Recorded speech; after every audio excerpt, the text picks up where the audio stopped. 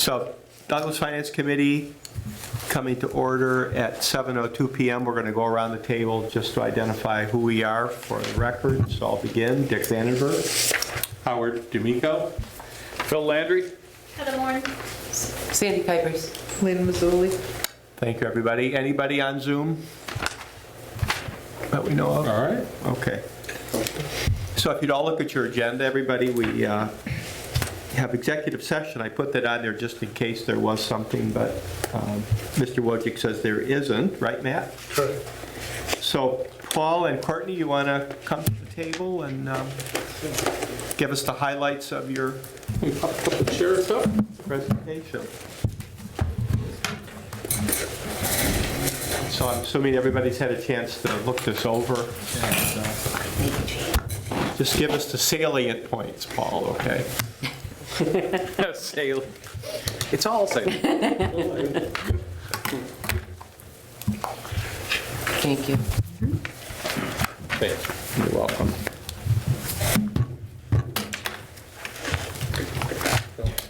So Paul and Courtney, can you just identify yourselves in your role for the cameras? Certainly. Paul Vieira, Superintendent. And Courtney Keegan, Business and Operations Manager. Okay, thank you. So who's going to talk first? I'll start. Okay. All right, so thank you for having us tonight.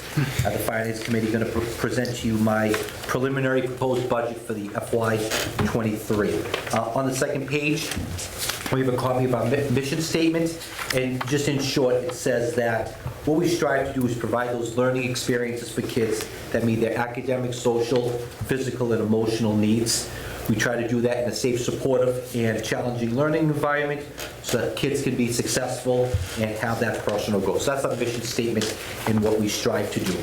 A lot of the work on this budget really comes from our blueprint for our student success, which is on page 3.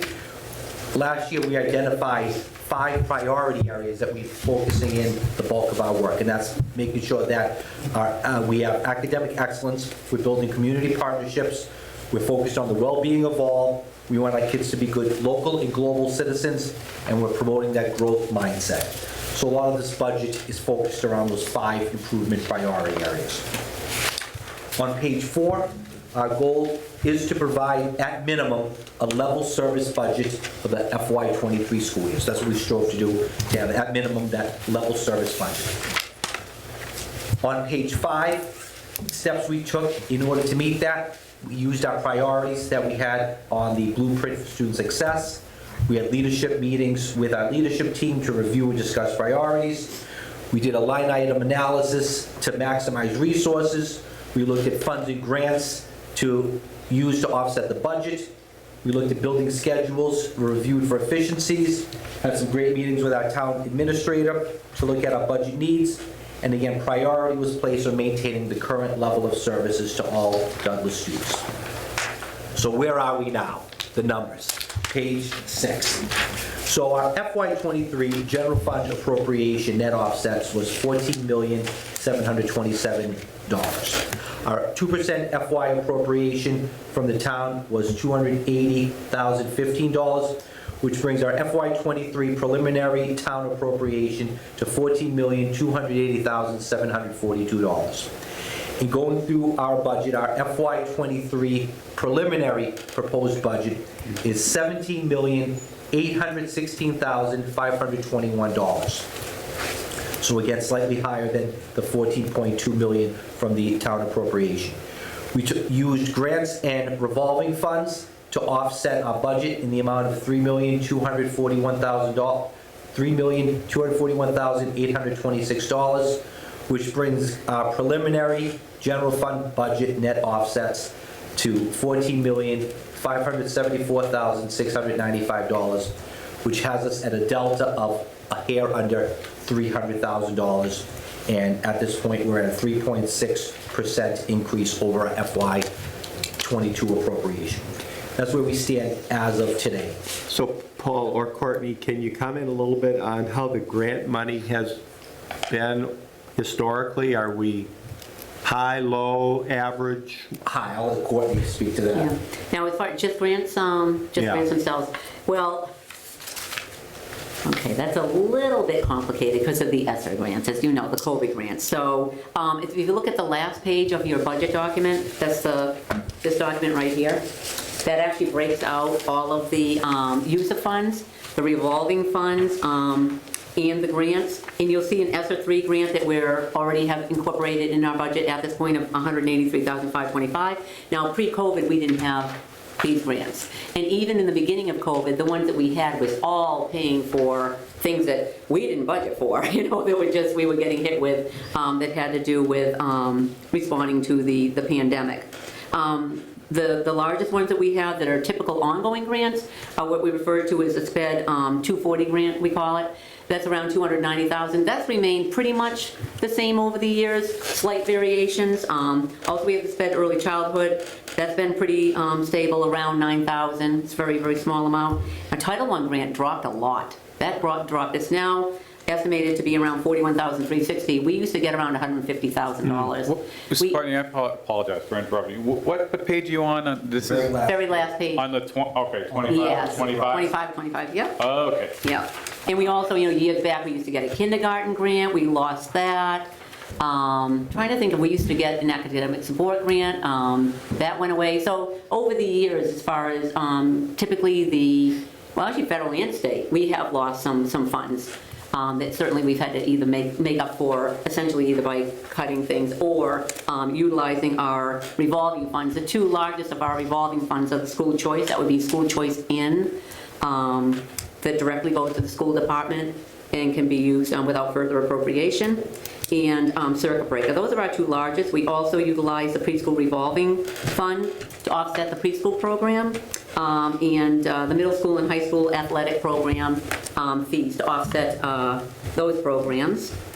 And occasionally we use some very small donations, some very other small. I do review all of the revenues that come in to see how I can utilize them to offset our budget, or sometimes for future planning as well. All right, thank you. You're very welcome.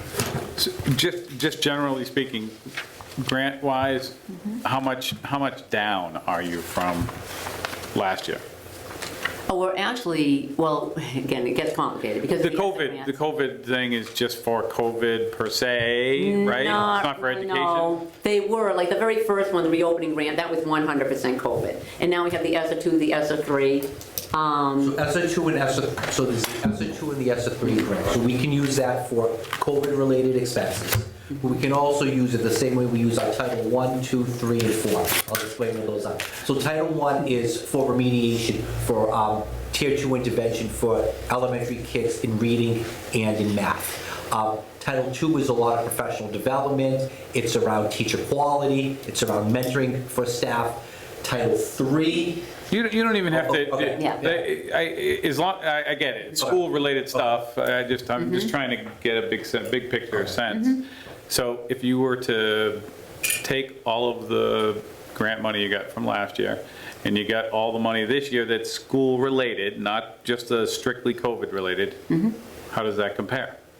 Oh, it's about the same. As I was indicating earlier, the Title I grant several years back dropped down to 1/3 what it used to be. So it's a But the different last mix, several but years, those have been about the same.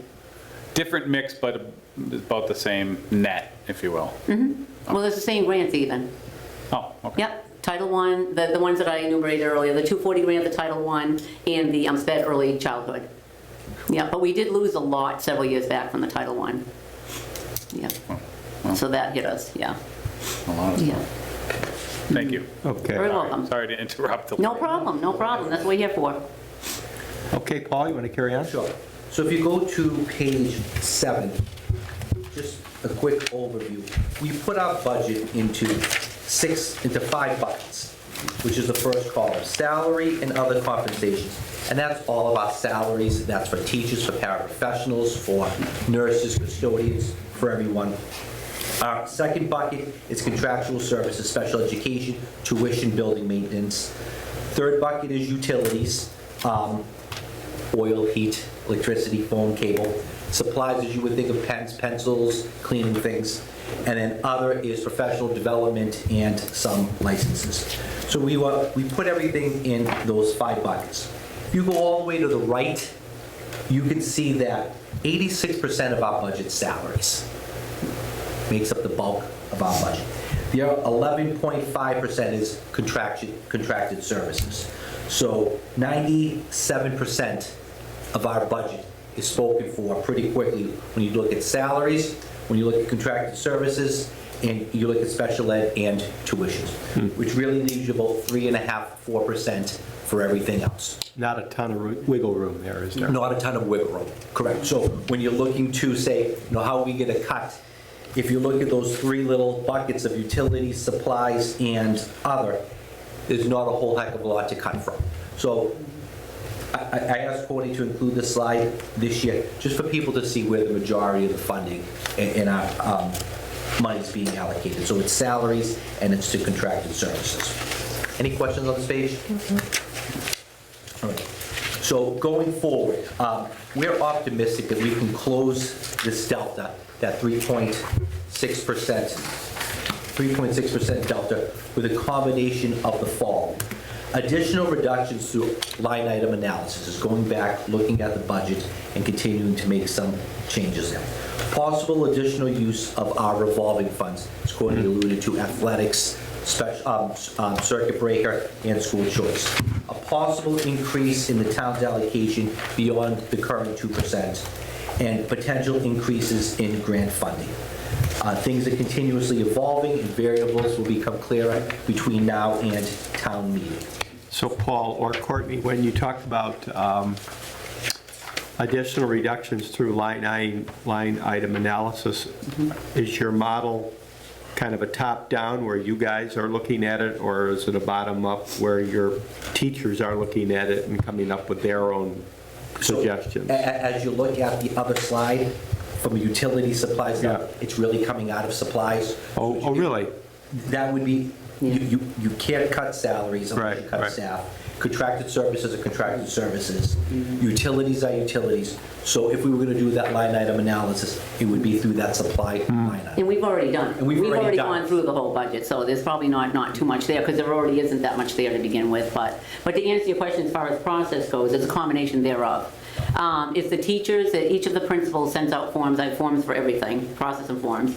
And, to their department heads, staff, brings it up to the principal, they review. That way, everything's delineated what it is they need. And then it comes to me as a budget, entirely from that principal for that particular school for all of their needs. But again, the supplies does not amount to much. Yeah. It really doesn't. Textbooks and supplies, actually, You instructional can only supplies. cut so many rulers and pencils, right? Right. And then the textbooks where that can vary from year to year what the textbook needs are per school. And we haven't added any staff this year. We originally did have a couple of positions that we were at, but we had to remove them. Yeah, we were looking to add an adjustment counselor, guidance counselor at the middle school, and a custodian. We had to remove that from the budget in order to come down to our appropriation. To try to come down, and we still have more work to do. But again, as he stated, after the town meeting, the whole budget has to be redone. Right. Again, So, to be honest with when you. you came back, The entire budget. you ended up not adding any staff. Correct. Great. That's correct. Thank you. At this point. At this point. This moment, yeah. Slide number 9, I just want to highlight that even though we're providing that level service budget, I want people to see a lot of the things that have happened this year, and we have planned for next year with the current budget. And I'm really proud of some of this stuff. It's not a full list, but just a highlight of 8 or 9 things. We were able to this year and again next year at the primary and elementary school increase the volume of books we have in our library to make sure students and teachers have access to that rich, diverse, and authentic text. We want books in the hands of kids. We want books in the hands of kids that are engaging, books in the hands of kids that excite them, books in the hands of kids that make them excited to learn. So we were able to do that. In grades K to 4, we were able to purchase for this year and going forward a STARS assessment. It's a benchmark assessment program that gives teachers in the grades 3 times a year the ability to see where a student is and measure their progress from the beginning of the year to the middle of the year, middle of the year to the end of the year, and not only compare them to themselves, but across a national norm. So where are they with their peers here in Douglas, but across the state and across the nation? And then it provides teachers with feedback as to what they can be doing in order to get kids from below grade level to at grade level. At our middle school this year, we offered new courses in debate, space odyssey, STEM, mindfulness, yoga, drama, and gaming. This year, we implemented some design modeling of Project Lead the Way units in the middle school. And next year, we're going to include automation nation and robotics and medical detectives. Our middle school this year implemented an academic development center, which is a tier 2 intervention for kids who are out, kids who are struggling. It's a place for kids to go for maybe 1 week, a couple of days, a semester, in order to catch them up and make sure that we're catching them up from that learning loss. High schools added a bunch of classes this year: Spanish music and dance, marine biology, robotics 2, drawing and painting, sculpture, modern issues, personal finance. And next year, they're going to add in engineering, AP Physics 2, AP Seminar, honors topics in math, and graphic design. High school's also adding new pathways in culinary, childcare, and art. High school added intervention blocks, again, same way to help struggling kids during the school day. And then, surprisingly enough, our after-school tutoring program took off. When parents found out that kids could get extra help after school, they said, tell us where we can sign them up. And we didn't think we'd have anyone sign up for it, but the numbers really took off with parents having their kids come after school for extra help. And then we've established a partnership with Nichols College for next year. How did the extra help after school, if you didn't anticipate much, how did you plan on who was going to do it then? So what we did is we had money in a grant where we knew we were going to have, I think, 2 days a week. We allocated the money for it. We thought we'd get 2, maybe 3 kids to come. I think Josh is somewhere anywhere between 8 to 10 kids. So the grant money took care of it? Grant money. Yes. Correct. Gotcha. One staff member who's doing it. Pleasant surprise. Yeah. And if we had 20 kids showing up, we would have looked for the resources to do it. Not too often you have 20 kids who are either being voluntarily or voluntold Yeah, I'm told, yeah. to come after school for 2 to 3 twice a week. That's a good thing. I like that. Not a bad thing. Not a bad thing at all. What's the partnering with Nichols all about? So I reached out to Nichols about 2-3 months ago to see if we could form a partnership with them. So we're doing a couple of pretty cool things. First thing is they're going to look at our course catalog in criminal justice and in business. And they're going to have the professors look at those courses. And if they meet the Nichols standard, kids will get Nichols College credit for taking high school classes in Douglas. So that's one thing we're doing. Second thing we're doing is we're doing with 8th grade a leadership seminar with them, where 3 or 4 times a year they'll go to Nichols College for the complete day. There's 2 other high schools, Webster and Northbridge, who are part of the program. In the morning, they will do a Leadership Academy seminar, and then they'll have the rest of the day to eat in the cafeteria, study in the library, shadow kids. The other cool thing about it is they'll become Nichols College students, where they'll get ID, so they'll have access to clubs, sports, activities when they're there. We're looking at creating a course. I think we had 1 kid enroll in a criminal justice course after school at 6 o'clock. So we have kids who are taking Nichols College classes. And the last thing is our DECA is going to be able to go there and do some stuff with them there. So pretty cool opportunities for our students. And then our next steps is we have school committee out budget public hearing on Wednesday the 6th, and then town meeting on Monday, May 2nd.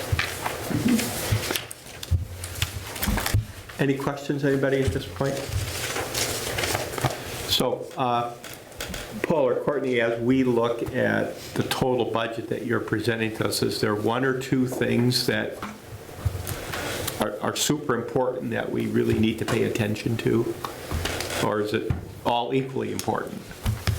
It's all equally important. To me, the big thing, it's so tough. Probably the thing that I'm most passionate about right now is that adjustment counselor and that guidance counselor at the middle school, for a couple of reasons. I want that to be a split position, to start with guidance, to be able to have kids start developing that academic plan from grade 6 all the way up to grade 12. And once we can establish, and if we can establish that grade 6 to grade 12 academic plan, it might help to keep some of our kids in district and not go off to other schools if they can start that plan in the 6th grade. The other piece is we've seen a tremendous spike in the middle school with mental health issues. We've had close to 20 kids hospitalized for suicidal ideations this year, which is really, really, really high. Our adjustment counselor right now is pulled in a million directions. She might spend 3 minutes working with a kid who's, my boyfriend's mad at me, my mother won't let me go out this weekend, I saw my friends post this last night on social media, and then get pulled away because a kid's threatening to hurt themselves. She just doesn't have the time of the day to deal with all the different levels of things. So the capacity. So if we could get this guidance counselor and adjustment counselor, that person could work on that academic plan, but also deal with that introductory level triage of kids. My mother's mad at me, my parents are upset with me, my boyfriend's mad at me, and then have our current adjustment counselor deal with the heavy hitter cases, not only with the kids, but also with the families. That would be the one position, if you're asking me, that would be a big focus. Courtney, how about you as the number cruncher? What's a big issue for you going forward, either planning budgets or, for instance, our enrollment? Is that staying steady? Is it going up? Is it going down? It continues to decline. Okay. But keep in mind that it's also, I don't know if you know, statewide, there is a decline Right. in enrollment statewide. It's a So there are demographic. many towns that are dealing with it, not just Douglas. So I don't see it as just an issue here in Douglas. But sustainability is obviously a concern for me on a regular basis. You want to try to maintain stability within a school district, not only for your staff to obtain and retain quality staff, but also for our students and staying or wanting to come to Douglas. So stability is a huge factor. But again, my heart also is in the whole area where the student needs are. I mean, that's really what we're all here for. And, I agree with Paul that would be a heavy hitter. I think bank of value added, as I always say, as far as the position goes, as far as dealing with some issues that we're having at the middle school currently, to try to make back to stability. Stability is for students. It can be a financial stability, but also a stability for students, which is very important, I think, to all of us here, because that's our future. So how are we doing as far as the whole grant thing? Are we doing pretty well with grants that are available, or could we get more if we just had more time to write grants? I think we do very well for all the ones that are out there that for us. The unfortunate thing is, and I'm sure you've heard this before in previous years, that the gateway communities, the cities do have far more opportunities to obtain grants than a small town does. But yet, we did receive, though, the rural aid grant the last couple of years because, for the town of Douglas and its as far as size and things of that nature. So I don't know that we'll get it going forward. We do think we'll get it again next year, but it's not something that you can plan on getting. It's not something that you would use for a position per se, like to fund this, because you don't know that it's going to be there going forward. Yeah. So what we do try to send, we've been kind of dealing with it sort of like capital funds, where we use it for things that we absolutely need. And actually, we purchased this year, it was over, I think it was $37,125. We purchased iPads for the primary school. Their iPads were extremely old and barely functioning.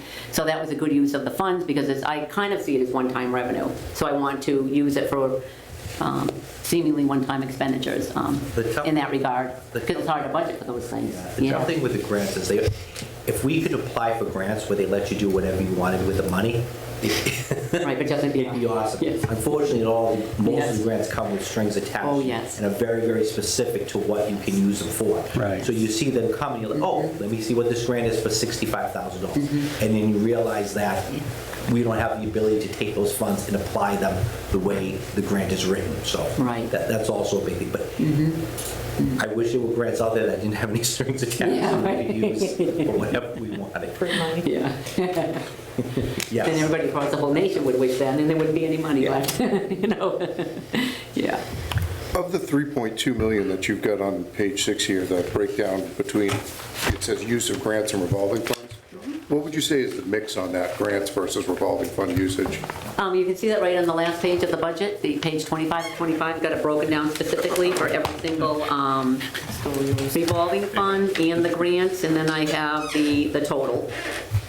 So the largest two, as far as funding sources for grants and or revolving funds, is certainly the school choice and the circuit breaker reimbursement. Completely different animals, though. So in the way I look at, I'm trying to explain this, when I'm going through this, I need to think prospectively.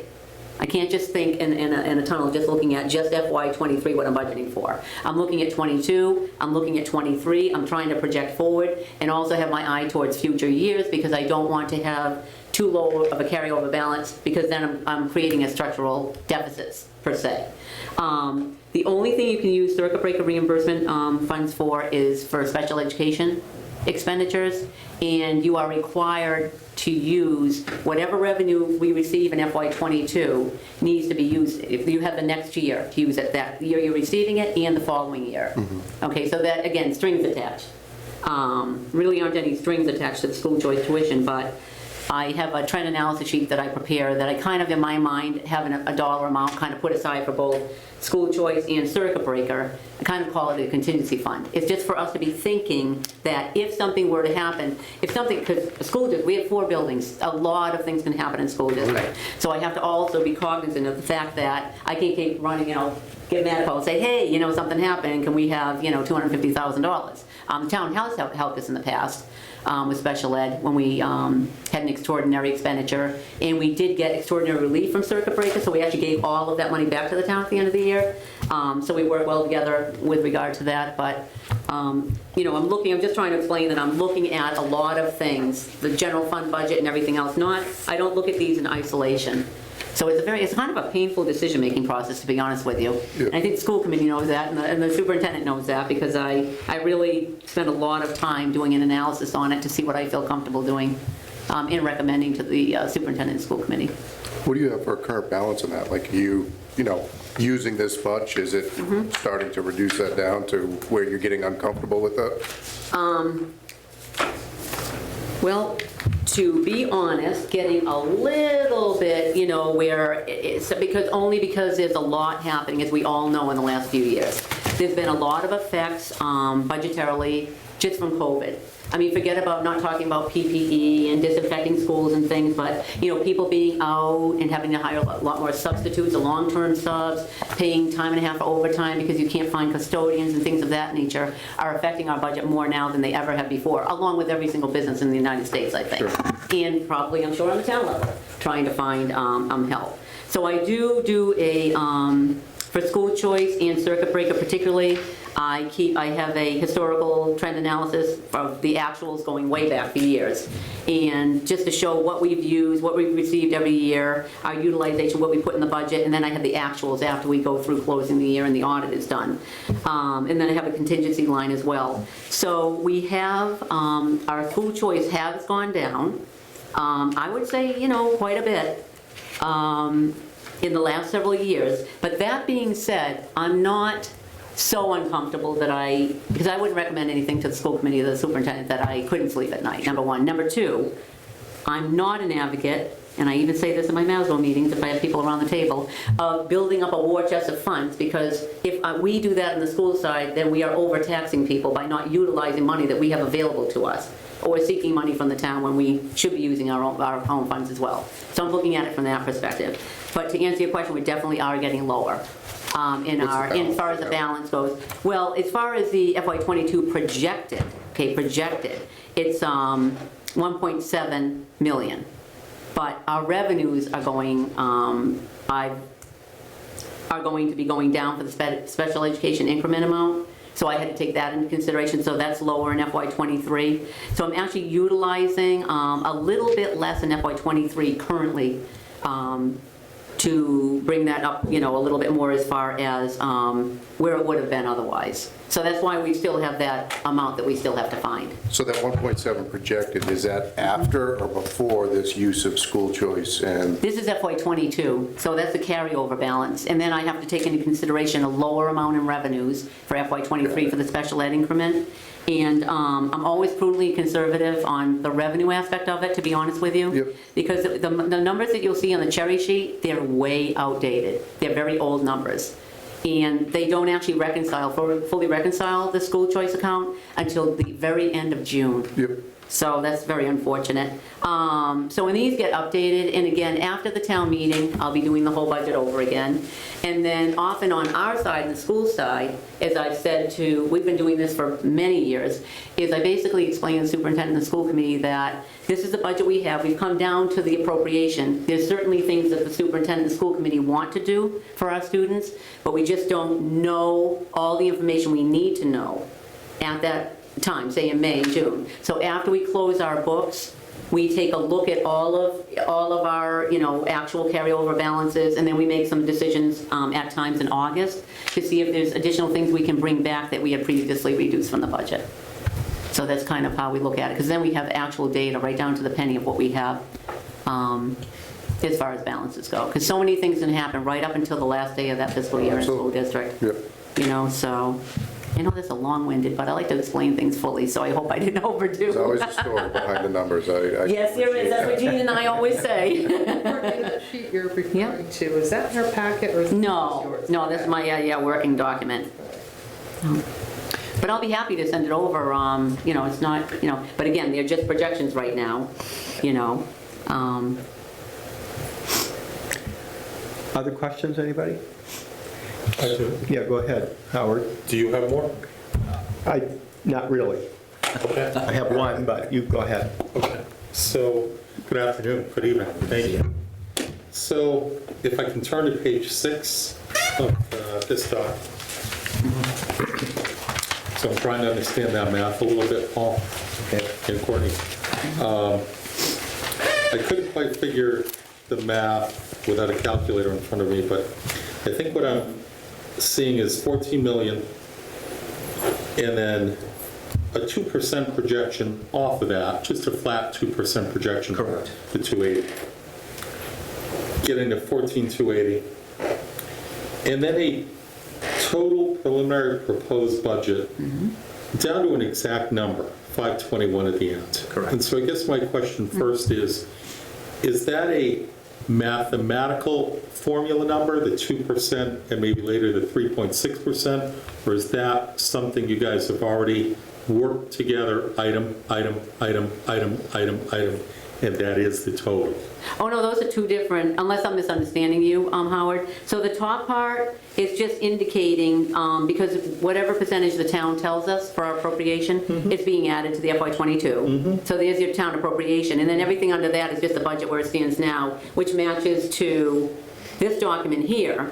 But we still have to find, either through So the use of additional... That's the 17.816 comes Yep. off of this. comes down to the Yep. penny. That's off. Dollar, Yep, and dollar, the dollar. use of Okay, grants, and, okay. yep, All right. and the general fund budget net of offsets, that's So- correct. So then the next line is what Courtney was addressing in terms of how there are offsets she can anticipate. Correct. Getting to the 14,574, 695, that in theory, the school department would be looking for after offsets. Correct. To hit their 17,816, 521 need. Correct.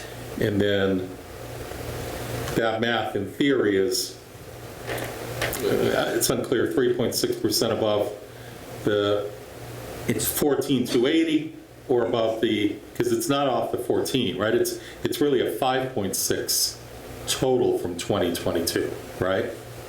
It's with the 2%. Oh, I see what he's talking about. He's talking about the percentage. That can be Right. confusing, because we still have an amount that we have to come down to. We still- have to reduce the budget or find additional revenues in that dollar amount. That's what it is, yeah. Fair enough, but, Yeah. okay. So See on the last the page here. 17,816, Yep. 521 is the, for lack of a better word, the wish list, the desire list, the projected list if you can hit where you think you want to be. Correct. Correct? Okay, all right. With regard to that number, so. 17?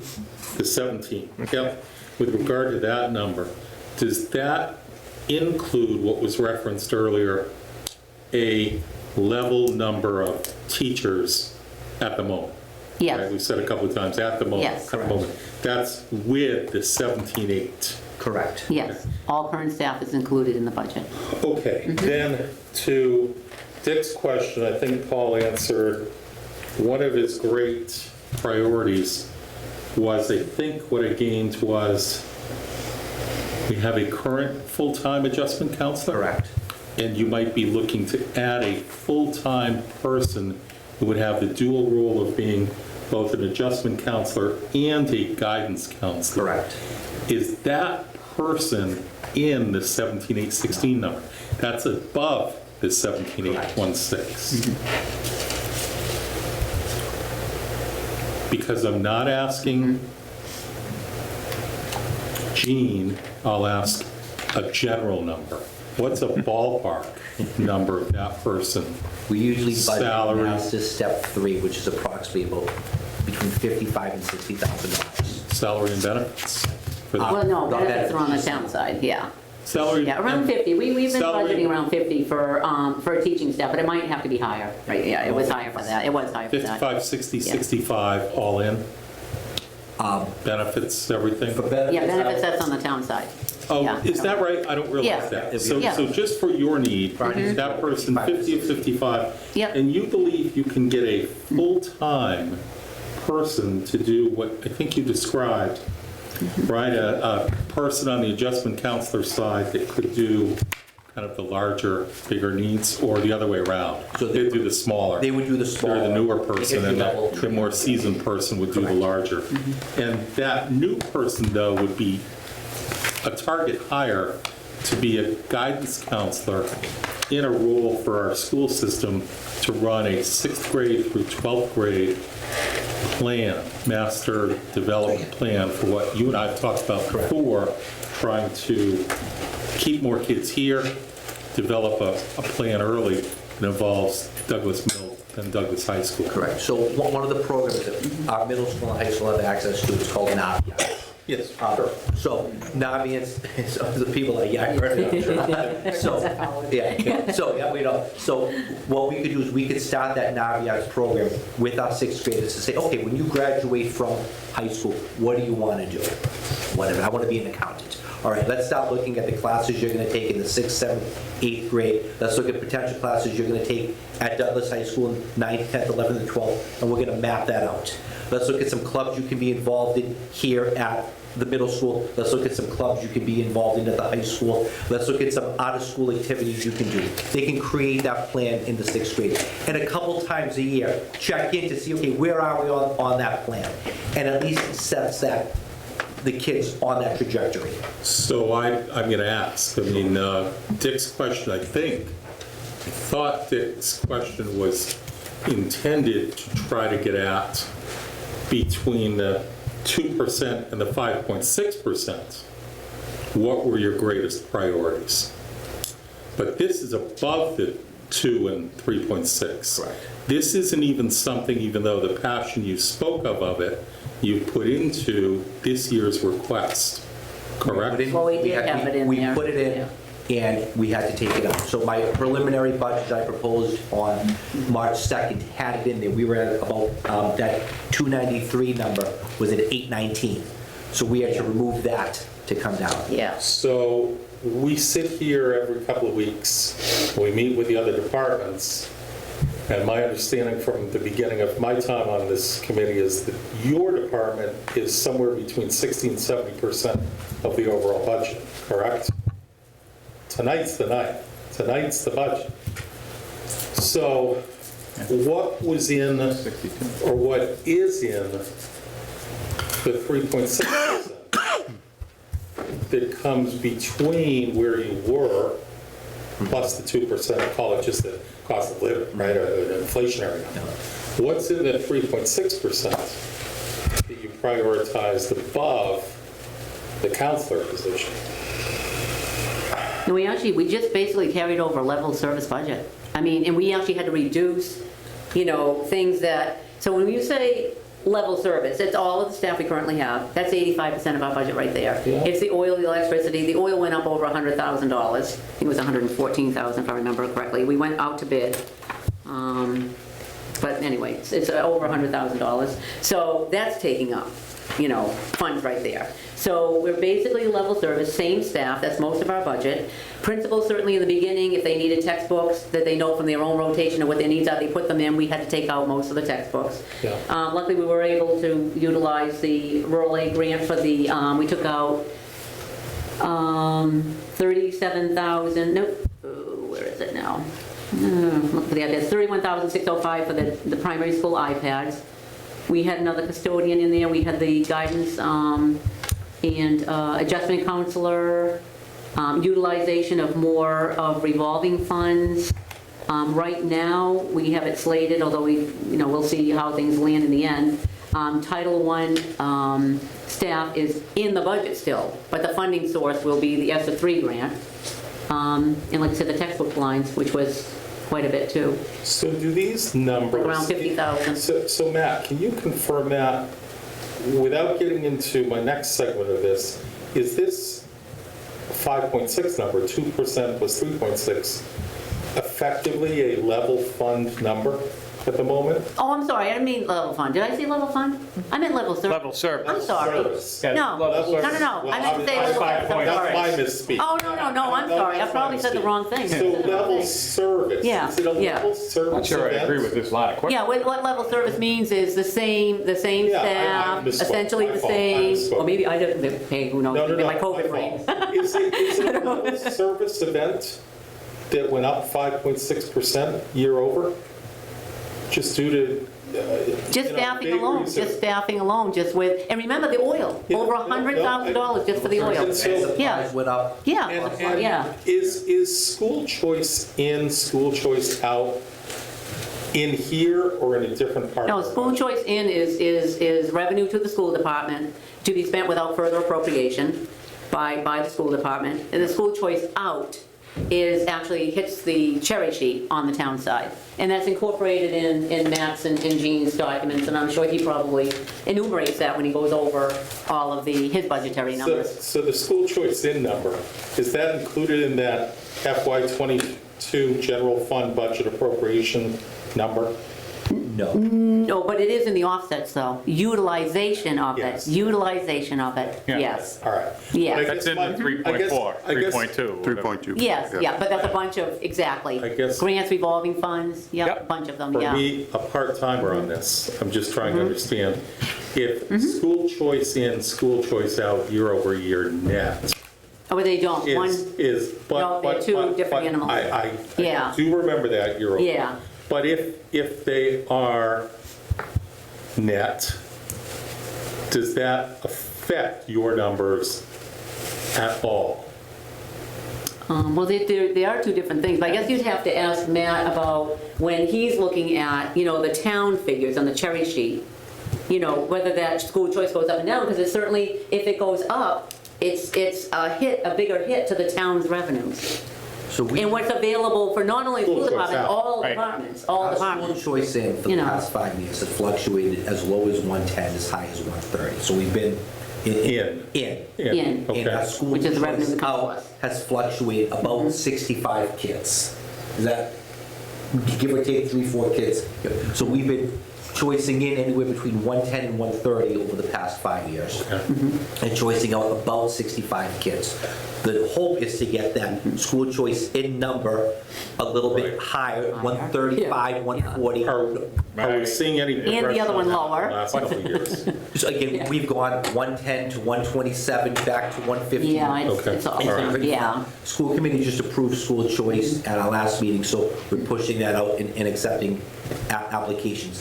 So we hope to get that number to like 140. It'd be great to get that school choice out, down Yeah. to 35 Yeah. or 40, and that's where we can get a little bit of movement. And I know 2 or 3 years ago, we started to talk a little more about the programs we would run at the schools with an advent towards selling it across the community to attract more in and have fewer out. So that's, Exactly, So far, we and just haven't affecting seen that BVT having- as well.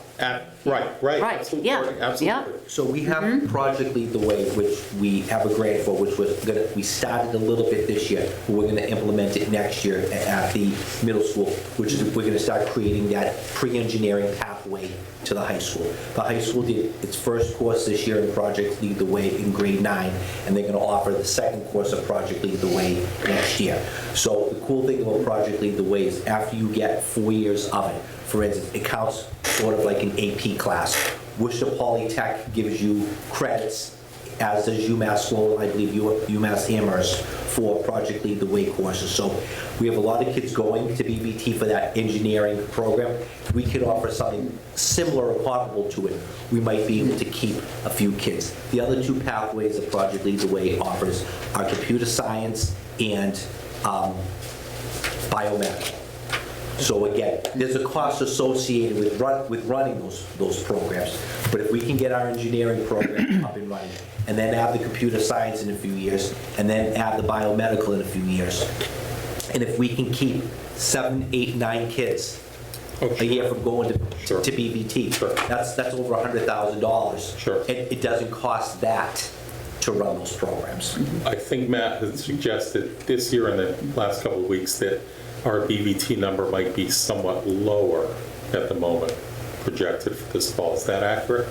I know we had about 40 to 50% of our kids apply. We still haven't gotten word as to who's been accepted. Okay. When will you know that? They said usually early April. Okay. Should be soon. All right, okay. And, And then, well, okay. go ahead. No, I was gonna say, that starts the shuffling game as to, Sure. kids are on waiting lists and, Sure, okay. Can we talk a little bit about where we are with some of the sports programs? Are we adding programs, running even, or losing programs? we're running even well, so in the fall, we're still running boys soccer, girls soccer, volleyball, and cross country. We co-op for field hockey, we co-op for football. We were able to run our boys JV program. We were not able to run a girls JV program for soccer. In the winter, we do boys and girls basketball. Boys, I believe, had a JV. Girls did not have a JV program. And we had indoor track. In the spring, we're doing, again, track, and we're doing softball and baseball. Softball numbers are down. I talked to him today. He has 14 girls. 4 of them have never touched a ball before. So we're having the programs. It'd be great to get a little bit more numbers in order to be able to run some JV programs. Mr. Romano talked about a potential co-op for a wrestling program. So that could be something that he's exploring just to see if there's interest here, and some host schools. Webster contacted us to see if we would co-op with them. I guess they're looking for people for boys and girls soccer. So if we could co-op with Webster and have them come here, we might be able to add a stronger JV program. What is this year's graduating high school class number? Are we under 90?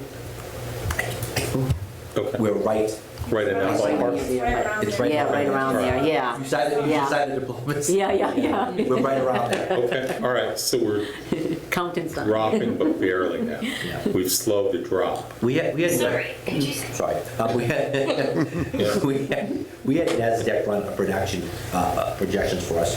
Over the next 5 years, we're slated to lose 75 more kids, and then it flattens out. I know there's some new growth in town, so I don't know how that might. 75 K through 12. 75 K to 12. You right. said you had who run the projections? So NASDAQ, and I forget what the acronym is. I was going to say NASDAQ, is that on the Yeah. stock exchange that I didn't know about? No, so it's a company out of Massachusetts that does things with school districts across New England. They also help place, they do some professional development, they help place principals and do some job recruitment. The other thing they do is they do an enrollment projection for you. A lot of schools use them when they're building new buildings to work with the MSBA. The MSBA who builds schools always tries to lowball you when it comes to enrollment. Yeah. Because it's a formula. So people use NASDAQ to say, no. You're projecting we're going to be at 1,000. NASDAQ's projecting us to be at 1,200. Yeah. We need to build a little bit better of a school. So we partnered with them last year, and they did an analysis for us. Is that like NESDEC? That sound right? Yeah. Yes. Okay. And then, how are we on the sports fees this year or for next year? What's your number? Sports fees were at 180 per sport. We were at 200. Okay, We were at 200 last year. We're at 180 a sport. for next fall? So FY21 we were at 200. FY22 we're at 180. Okay, We're going to go to the school committee in late May and June. We're at 180 right now. did that have any impact, the drop, anything noticeable to have a few more kids sign up, or not enough to really see it? Well, keep in mind, the last 2 years have been COVID years. That really messed up all the numbers. Okay. You can't really, because I have a trend analysis on participation Okay. and on pretty much everything, and you can't even, Okay. it's sad, yeah. The school is very good about making sure the kids know that there's scholarships and that kind of thing. How are we doing with APs? Are we keeping the same number of AP courses? We're actually adding AP courses. You're adding? Yeah. So we Okay. added, Okay. Next year, yeah. for next year, they're adding Those are AP definites? and AP seminar. Again, we're adding the courses, hopefully the kids will Okay. sign up for them, but Josh wouldn't add them if he didn't know there was an interest. Okay. I know we talked last spring, I think we talked about the fact we had a graduate of last year's class heading to Princeton. Correct. Right? She's a freshman at Princeton. Correct. Right? Which is fantastic for the school and the community as a salesman. Are we seeing anything yet this spring? It's right at the We time. have one person who's still waiting to hear. She said Harvard was another one, so wait to see Okay, okay. where she. I think I know who that is, yeah. Okay, yeah, okay, all right. And then just extracurriculars beyond, I think you outlined, it looks like you were maybe reading from somewhere, I'm not sure if that's something we've got or something you have, where you talk about the debate things and. So those are programs actually, like that. those are classes that, so when our middle school schedule changed this year, they decided to add electives for kids, just to give them choice beyond English, math, science, social studies. So we added electives, and those are some of the electives that teachers came up with, just to give kids some extra choice during the day. Okay. School committee approved an enrichment program for our middle school students. We had a pretty thriving elementary school enrichment program that ran, I believe, 3 times after school for 6 weeks. We just approved, and it's now up and running. I think we have 8 classes for our after-school enrichment program for middle school kids. So just Yeah, just another starting now. opportunity for them to be able to stay after school and do some things after school with teachers and clubs. Our high school is still thriving with what you've seen in recent years. Okay. And it's really great for the students too, after all of the COVID, to have them be with other, their peers and be able to do things Norfolk and Aggie, smile and up, laugh. down, or the same? You know, More, have a good, yeah. with a significant cost per there, right? Correct. Yeah. That means Norfolk What's- Aggie at 7 to 10. 7 this year, 10 next year, Norfolk Aggie. I think you've had, I don't think that was me. you've had 6 apply, Okay. Yeah, there. and I have 3 in the budget.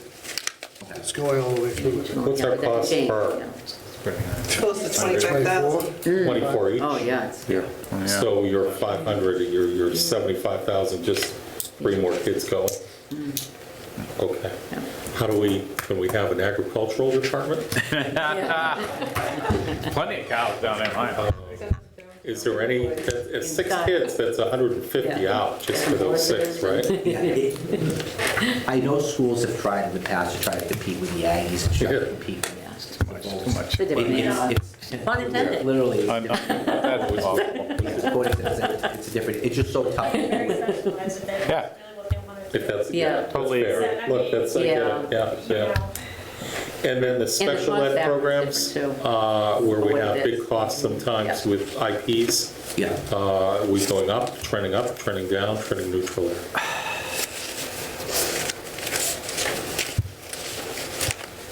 I'd say probably trending neutral. We're adding some programs, we're doing what we can do to keep kids in districts. We're reshuffling some things this year in order to better meet the needs of kids. We're reallocating resources to add some additional programs at our middle school because we have an influx of kids coming up from 5th to 6th. So we're doing that, but tuition rates are going up. We had a move in a couple weeks, sorry.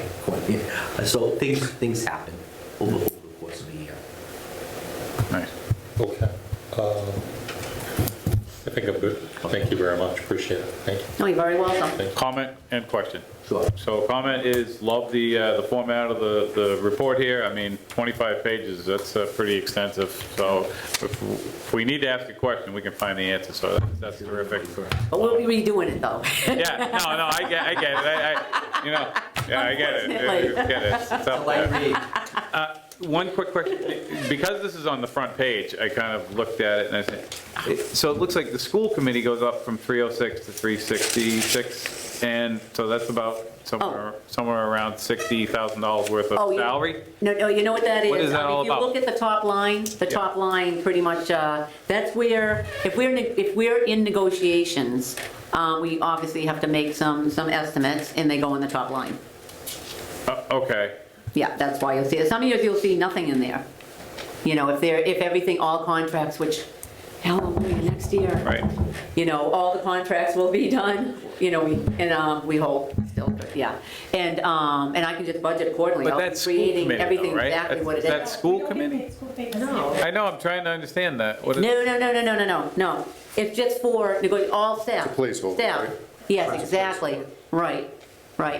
Yeah, so while they're negotiating the contract, Yeah. they don't know where that number's Oh, gonna okay. shake out. Right. So they put it in the top line. I thought there was a big salary with school committee. I was gonna jump on with Heather. boy, they wish I'm like, too. hey, I can get paid over Heather, Get your that. sign out on the street. I wanna go in the school committee. This finance committee thing is horrible. We're not gonna get dime.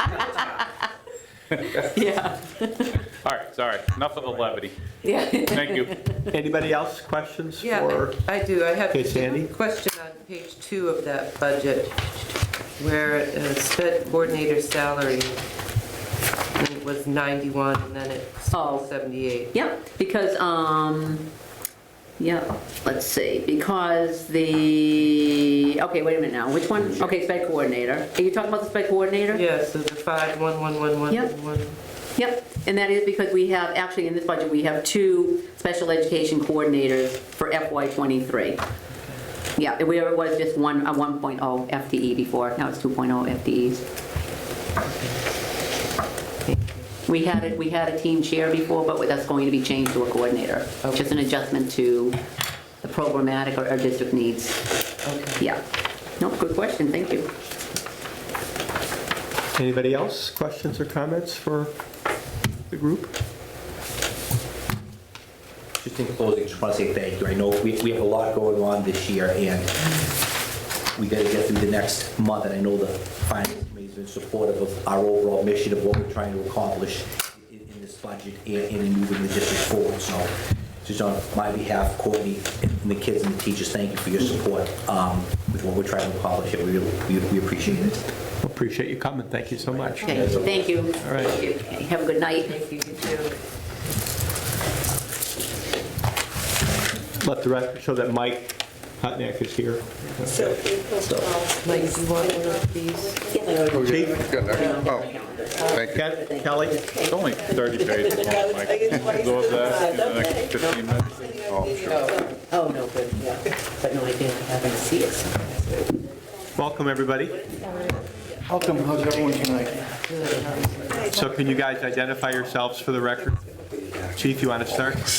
Chief Vincent, Fire Department, first name Ken. And I'm Kelly Manning, I'm the Assistant Fire Chief. Good evening. Good evening. Hope everyone's doing well tonight. Yeah, so Kent, we have your report.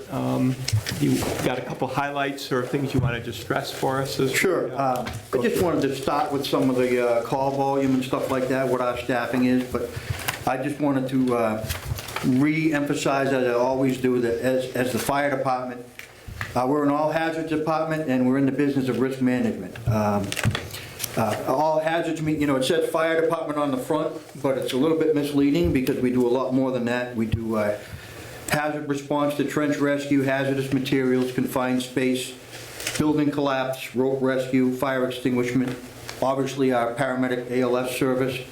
We do dive rescue and swift water rescue and vehicle extrication. Those are all just things that fall under the fire department that sort of make us a complicated entity. And because, take dive, for example, we might only have a dive call once or twice a year. But the equipment we have and the training we have still has to be maintained during those times of the year so that we're ready. And because of that, our budget continues to expand somewhat because we have to have that preparation. And we appreciate the support as we try to complete our mission in protecting the citizens and those who come through the town. First of all, our Our department for the fire and ambulance budget consists of the following staff: myself as the chief, and I'm also a paramedic. Deputy Furno, who's a deputy chief, and he's an EMT basic. Assistant Chief Kelly Manning, who's also a EMT paramedic and a hazmat technician. Call captain Adam Furno is an EMT basic and a firefighter as well. We've got 3 full-time lieutenants. 2 are paramedics, 1 is a basic, our call lieutenant. We have 2, we have 1 that's a basic and 1 that's a first responder who's taking an EMT class right now. We have 11 call firefighters, 4 of which are EMTs, 1's a paramedic. Then we have 4 per diem firefighter paramedics, 1 per diem EMT basic, and we have our administrative assistant who works 30 hours a week. As far as the call volume over the past year, it's been a up and down year with COVID, but our fire calls totaled at 384, our EMS calls at 766, with almost 600 transports. We're at 590. Refusals are 155, where we'll go out and evaluate a patient. They'll decide they sign a release, they don't want to go to the hospital after we do a good assessment of them. We've had 9 canceled en routes, 6 DOAs, and 6 police standbys, for a total of mutual aid calls for fires and out of town at 32 for fire and 47 for EMS, and 1,151 fire and EMS calls total together. Now, the one number I don't have you, because we switched over our system so that our calls co-mingle, and we don't have to call dispatch and things like that for our numbers. They just input it, and it gives us all the background information that they take, and so we're able to put that right in our report. So we're still working the cumbersomeness of trying to be able to extract that number out. I'm right on that, right? We didn't. Yeah, so I believe you're talking about how many times mutual aid came into our town. Correct, that's what I meant. Yep, EMS calls, fire ambulance calls. I would say that, just going through the numbers by hand, it would be about 30 times that we had a mutual aid ambulance in 2021, but certainly our requests for mutual aid, 32 for fire, 47 for EMS, have gone up substantially this year as compared to years past. Yeah, so what we're getting is simultaneous calls, where the ambulance is out and another ambulance call comes in. So if Kelly and I are in the station, we'll take that ambulance call. If we're not, sometimes, like she was in chief fire training school for about 13 weeks, so there was a day a week she wasn't there, so that affected that to some degree. So as far as fire, we went to Dudley once, Northbridge 6 times, 31 for ambulance, Oxford twice on fire, 2 for ambulance. We went to Rhode Island 4 times on the fire side, 2 on the Sutton side, 11 times in Uxbridge, 12 for EMS, and 6 fires in Webster, and 1 ambulance call. And we transported a number of people to UMass and whatnot. That's sort of stuff you could probably look at on your own time. But as far as the budget goes, you can start off with fire. And I'm going to go through the salaries, and then I'm just going to more or less get into the expenses that may have changed a little bit. And then we'll have some explanations and let you folks ask some questions. So for fire salaries, you'll see the top 51100. Those are the salaries for Assistant Chief Manning and myself. It's split on fire and EMS. So the fire side is $100,281. The fire union, the next one down, is the combined, and we take some members and we put them on the fire side, and some members we put them on the EMS side, the ambulance side, so it gets a little bit mucky there sometimes, but we'll explain that a little bit. But $305,566 for that. We have our clerk, or our administrative assistant, who works 30 hours a week. She's at $17,726. Half of her salary comes out of fire, half out of EMS. Same with the chief and myself. Part-time is $49,000. Overtime, $55,352. There's an education bonus for those who have a degree. 2 of those are on the fire side, and they're $1,000 apiece, so those are $2,000. We have nothing there for longevity. Uniform allowance is $850 on the fire side. And stipends, we have stipends for certain specialty positions, like our training officer gets a $1,500 stipend, deputy chief gets a $2,000 stipend.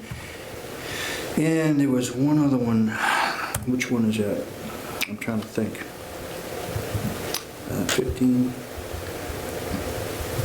It'll come to The me. safety officer position and the EMS coordinator comes out of the fire side, and those are the only 2 out of, out of the ambulance. Out of the Those are ambulance, only 2 out of the fire side. And the fire inspector position, which was a position formerly held by a single person in the union, that's split That's what between it the 3 lieutenants who have fire inspection duties, so that's $1,500 out of the fire side. Right, thank you for that, Chief. And there's also, per the contract, a fitness bonus. We're ironing that out right now. They wanted in their contract a bonus that they would get, I think, $500 for, but they would have to pass this physical agility test once a year. That's a good thing, to keep our firefighters in shape. So we're working on that. So a total for fire for salaries would be $537,325. And then we jump down to fire expenses. The first one we had was repairs and maintenance, which was $30,500. That was an increase of $5,000. And this is really, repairs and maintenance is sort of a catch-all for some of the things that happen in the fire station. We have, I don't know if anybody got a chance to watch the Capitol meeting, but we've got some aging apparatus that's getting towards the useful life. So that being the case, older equipment breaks down more often. We saw that last year. We came to you for a reserve fund transfer for $5,000 for a truck that it needs some heavy-duty work. So we'll figure out how that's going to go. But because of the aging apparatus and the frequency of breakdowns, we raised that up $5,000. Other property maintenance. Building's 22 years old now. We're trying to replace some carpet on the upstairs that has become sort of a tripping hazard. We've built that into the budget. As you know, the town's had some financial constraints over the past years and weren't able to do stuff like that, so we're trying to just nip away at it. You know, you can't eat the elephant all in one bite, so we'll just nibble away and try to do things a little bit in the budget as we go. So, internet is 53405. Did I miss one? No. Nope, okay. This is something that we split with the ambulance side as well. It's a $2,400 split, $1,700 from each side. It involves 2 cable boxes, but the reason this went up and we're budgeting for it is, if you remember, we did the radio project that's going to be soon completed. That was an $800,000 item to increase the safety of our firefighters and communication on the fire ground. We needed fiber in order to do that, so Spectrum installed the fiber and we started getting billed for it, and we didn't actually build that into, we didn't have a chance to build that into our budget last year, so we're trying to do that now. So that was a substantial, a notable increase, I would say, to switch over to the public safety radio system. 53800, other services. This is information, we went up $5,000 on that, from $7,000 to $12,000. Includes the cost of maintaining vital pieces of equipment. If you remember, we had to come to you for a reserve fund transfer earlier this year because we had radio project. We're trying to scab together and Band-Aid together our radio system until we can get the new one up and going, because we had a couple of safety issues on the fire ground. So we had to make some radio repairs we weren't expecting. And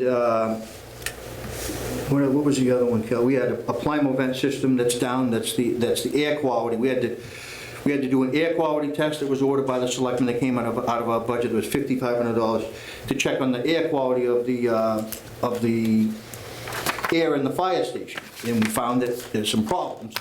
And we knew that was going to be the case, but we wanted to do a study to confirm that. And That was actually confirmed.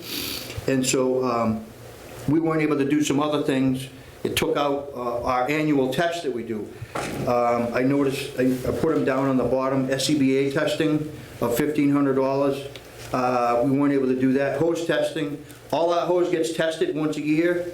Per the NFPA and the ISO actually comes in and they gig you for that if you don't have that done. And we don't really have the expertise and the time to be able to do that, so we contracted a company and put it in our budget so that we do it every year and ensure that we're not going to have bursting hoses on the fire ground and things like that. So we haven't been able to do that because of these other items. The aerial test, we have to make sure our aerial is tested annually, and it also goes through not only the testing, but it goes through an aerial maintenance program too, where they got to grease all the fittings and things like that.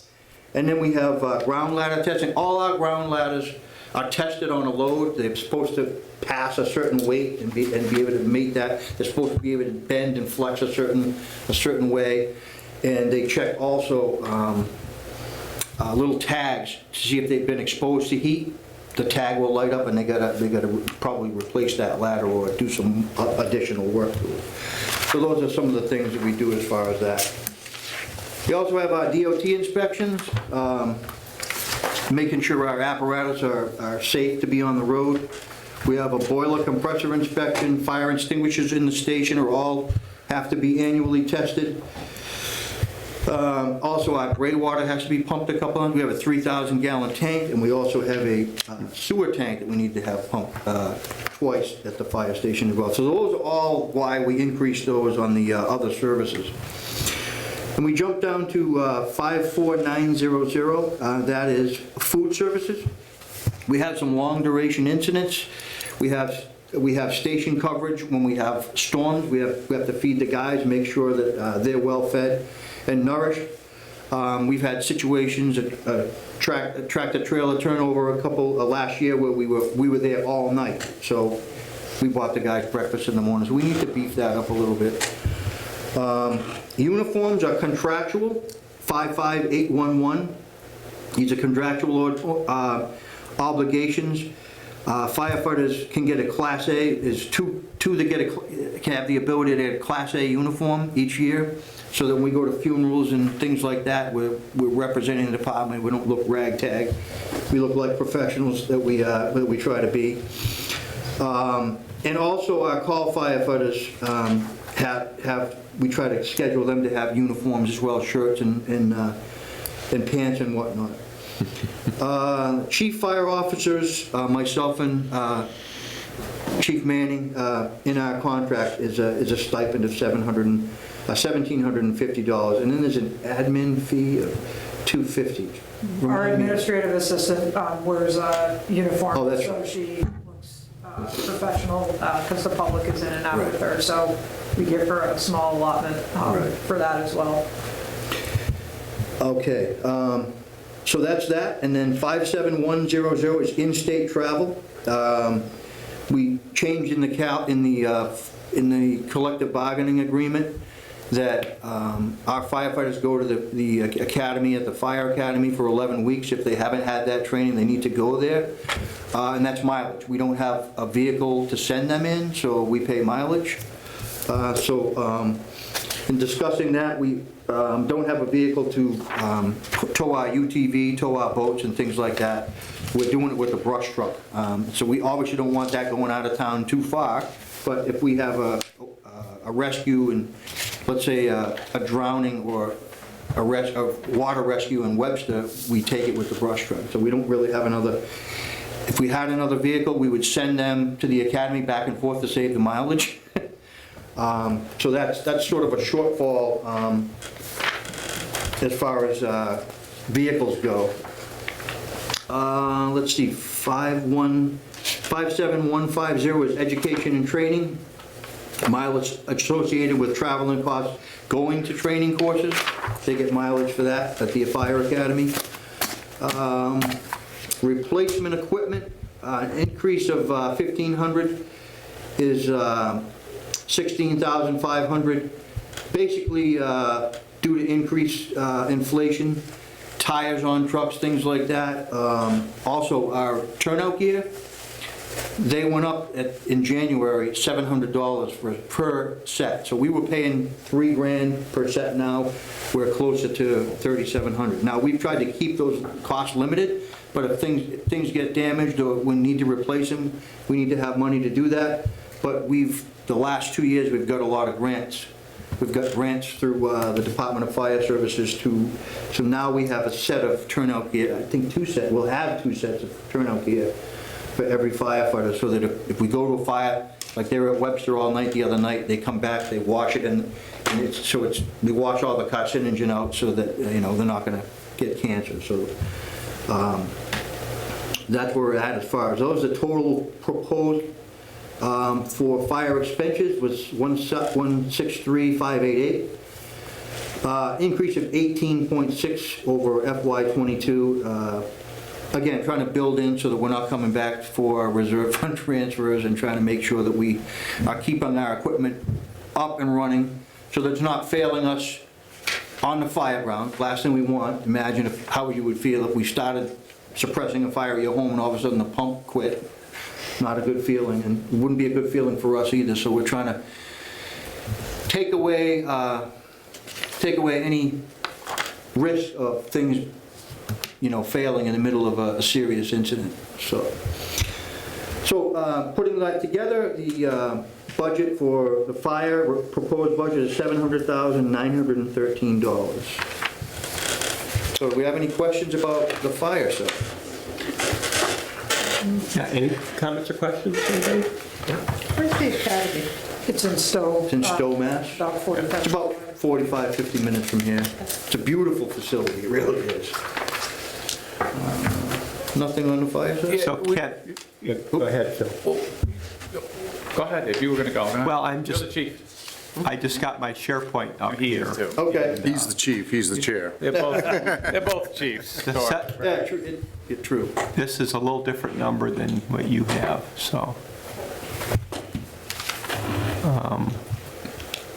So your total is 700 and change, right? Yes.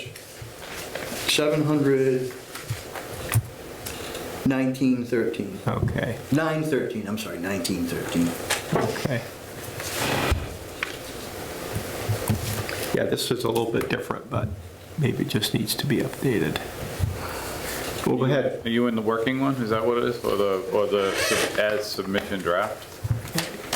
Yeah. Okay. So you guys, and this is just my memory, maybe it was last year, it might have been the year before because of the fact we had the COVID, whatnot. Got another ambulance. We talked about realizing some more income from that. Do we have any kind of info on that year to year for the last 3 years or so? I know that last year, we only received 12, when we updated you folks last year. There was only 12 calls that we needed assistance. And again, it's staff, it's whether, and the other thing was, we were staffing 2 trucks for COVID 24/7 for a number of months. Where we were not able to do that because we don't have CARES Act money this year, that was federal money. Are you talking about ambulance revenue? Yeah, so I don't know about all that stuff. So- I'm just talking about, you were able to service other communities and gain income to offset the cost of the ambulance. That was I think, the way that we were talking about. So I'm wondering, is there numbers or understanding of what that increase is to offset the truck? I would have to refer to Gene, but if we look at our call volume, it's just about the same, if not slightly less than in other years, like last year. And if we look at what we actually bill out versus what we receive and the types of patients, it depends on the insurance. So we might bill out, say, 100,000 and we only collect 40, and that's like a good number. So month to month, it's like $25,000 to $40,000, and that's simply based on the types of patients we're serving, their types of insurance. So I don't think, yes, we've maybe done a few more mutual aid calls, And again, I'd have to have better numbers to corroborate what I'm saying, but Yeah, that'd be great if you guys could get, Yeah, sure. you know, I don't know how you can analyze that. Number Let me- of calls, number of dollars coming in versus what, you know, a couple of years back. I don't we didn't- have a comparison, but I can tell you in FY '21, what Kelly's talking about is you do a commitment and then you get an abatement that offsets that. So the commitment amount was $1,192,000. There was an abatements of $718,522, so the net commitment was $473. The revenues for the year for collections were $401,477. The outstanding receivable was $700,000, a little, almost $710,000. That's how we ended the year. So how does that compare to the past then? I have last. That's what I mean, you guys just get it, just send something, you know, send something, because I'm just trying to see how we realize that increase. Yeah, That's all. if I may, I think what you're talking about is what was the return on that investment? Yes. Right. Yeah, ROI. because that was how it was sold You know, to us, I think, a right. little bit. Well, And it I was- was like, yeah, great, Yeah. all right, So in let's other do words, that. if we spent an extra, I think the net number you had, Gene, was somewhere in the 400,000 range. Correct. So if we spent $400,000 towards that extra vehicle, what did we bring in additional resources of revenue? Did we stay net neutral on revenue coming into the department, or was there an uptick to offset that $400,000 expenditure? You do understand it's an ambulance service, so 1 year's history is not a predictor of what's going to happen next year. You can provide. Right, but you got to pay for that ambulance You somehow. do, but there's a service associated with that. So just because I have 10 calls this year doesn't mean I'm going to have 10 calls next year. And you're fully staffing the ambulance regardless of whether or not you get any calls, because part of that is you're paying. And the other, Right. the other thing I want you to see is that if we have the staffing and the people available, we're taking that second ambulance and we're reducing the response time to somebody who's going to be waiting for another ambulance that's coming from out of town, and vice versa. And the other thing is that we've seen, and we had this problem for a good year and a half, where we had an ambulance that was a lemon, and it was in the shop all the time. And if you don't have that second ambulance, now you have no revenue. And if it's something significant and you lose that ambulance for a month, that's a whole lot of revenue that you. I can tell you that this month, I've been here 22 years. I shouldn't say this month, I mean January. January was almost double the calls than we normally did in January this past year. And I think it was obviously because of the surge, but there was quite an uptick that we noticed. The guys ran ragged for like 3 weeks. So, you know, we're doing the best we can to staff. If we had staffing, you know, we could get both those ambulances out all the time. Yeah. But it's like, you spend money, you make money, but we look at it more like a life safety thing. My goal is to get you emergency services as fast as possible. And if I have a truck that's out of service, and I have another truck to go render service, or if we have 2 calls and we can get them both out, that's great, you know? you also have the added benefit of most of these people are cross-trained as firefighters, so if you have a significant incident at your house, even a small incident, most of the time it requires more than 2 firefighters, which is typically what we have on duty to respond, so there's a much greater benefit having 4 right out of the gate if we were staffing that second ambulance, in addition to maybe bringing in some more revenue. And one of the other problems we have, it doesn't happen often, but it does happen, happened a few weeks ago. We had 3 in the station, and we had a major crash, and 3 people on, and 2 for an ambulance, more than 1 patient, and now you've got to cut 2 people out of different vehicles with the staff you have. So when I say we're all hazards, I really can't highlight that enough, and sometimes we just don't have the staffing to be able to meet the needs of the call volume that we have. We're doing the best we can, and we'll always try to do the best we can with the money that we're given and that we're provided, and we certainly appreciate that. But we look at things from a life safety standpoint, and we're not a business. We're really not a business. We're critical infrastructure. That's how I look at the fire department. I hope that sort of resonates a little bit. But I totally get the other side too. I get the fact that we want to be able to pay for the stuff that we get. So we'll try to get some more definition and some more numbers for you. And try to pass that along for sure. We were sort of tied up with just trying to get this stuff the past week, Yeah, for I sure. And I know you guys are working around the clock too, so. Yeah. All right, Good anybody else, comments or questions for the chief or for Kelly? So that was fire, and we started our talk with the Yep. ambulance a little Yep. bit, so if you want, we can do that. Yep, let's carry on. with The ambulance is probably a little bit, Yeah, anything quickly that's a major change on the ambulance side? nothing major. There's only like 3 items. Part-time salaries went up a little bit, and if you remember, because of, we had to come to you to get a little bit more money, so we upped that a little bit. When we talked to Matt, we went up to, I think, from 49,000 to 65,000. And that's really the only bump there. We went up a little bit on overtime as well, and that's basically just trying to cover all the shifts for people who have paid time off coming. So we got to be able to backfill those shifts. Sometimes we do it. But those are the only real changes there on the overtime and the part-time wages. The salaries on the top is the split between Chief Manning and myself, and that's the same as it is on the fire side. And it's, I think it's a 2% COLA. So the total there is 436,709 for contractual obligations and covering the salaries. The ambulance expenses, the repairs, we went up on repairs and maintenance. Let me see if I can find that. Where is it? We went up $3,500. Our ambulances are 3 and 4 years old now. It's amazing how fast that time flies, but 3 or 4 years old, now you're talking about tires, things like that, brakes. So those are things. These have been very reliable ambulances. These are probably the ones that have lasted the longest and given us the least amount of problems in my experience. Since I've been here, we've usually always had one that was barely limping along that I didn't want to put a patient in.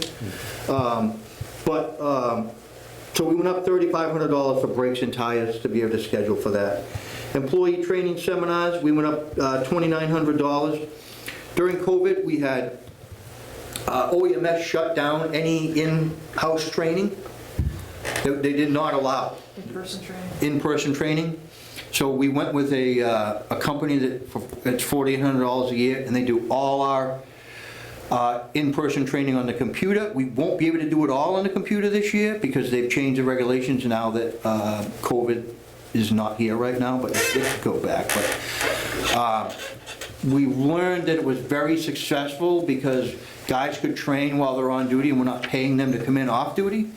And when you have, when you onboard somebody new, which we had to onboard at least 2 or 3 people last year, all your sexual harassment, workplace violence, all that stuff is on there. Your refresher is on there, so it's just worth the money to get people to do that. The other thing is we got Kelly a certification to do advanced life support. Our ACLS, advanced life support.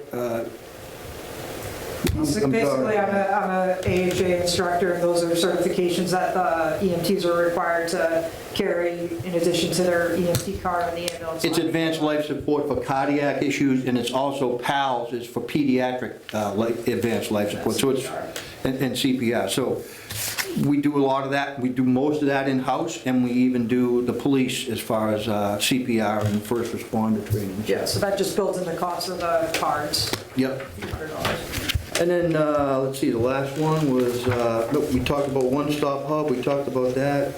Education, DPH, let's see.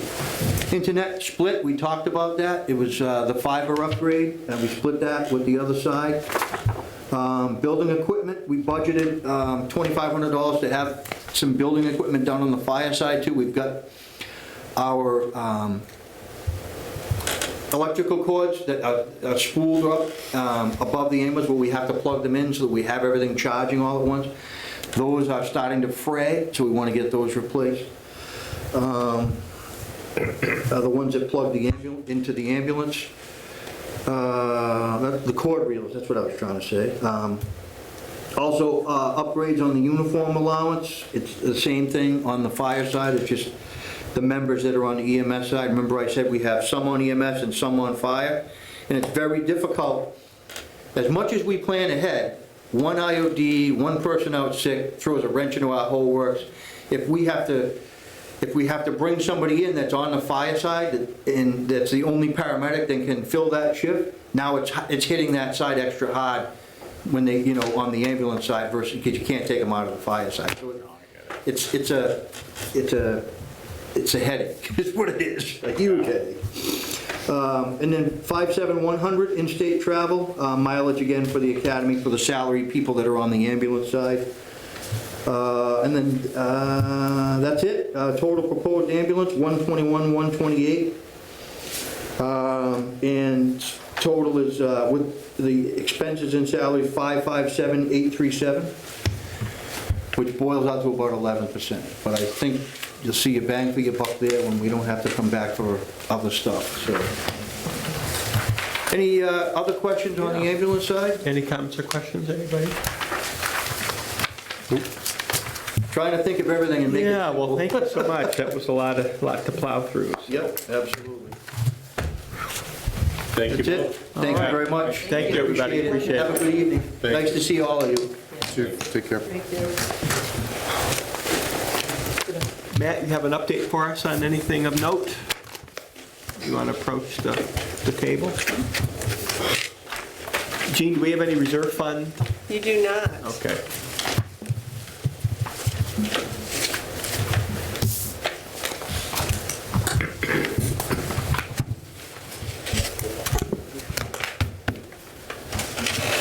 Couple of loose ends from your presentations tonight. In terms of the ambulance service, let's assume for giggles that the vehicle is 235, and to fully equip it with everything that goes into it, let's call it 300.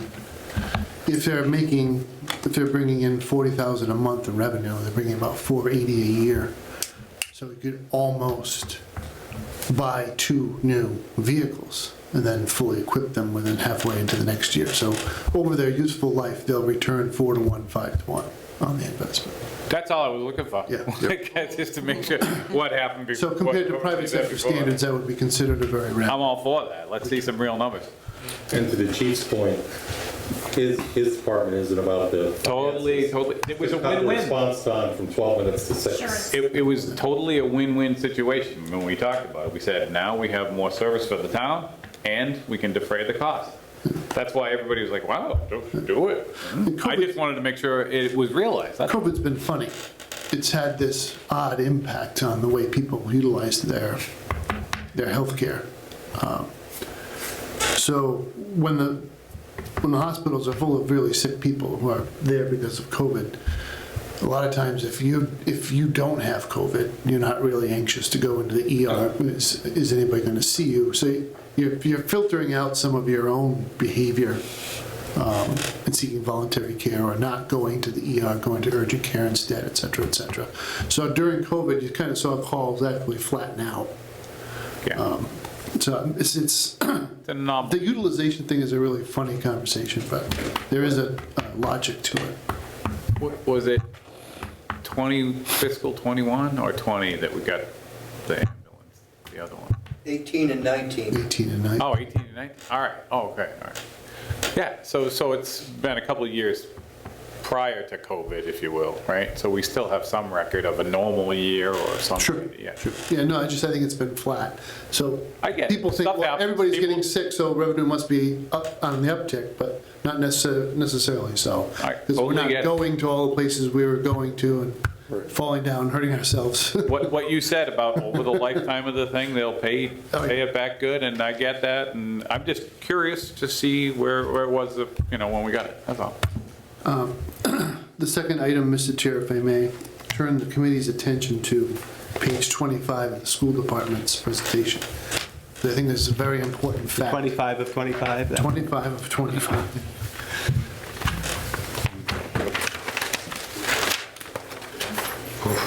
In the middle of the page, there's a series of line items labeled school bus transportation. Now, they don't talk about it because technically it is in the general fund, but they manage it. they being the school department, manage the relationship with the school bus contractor.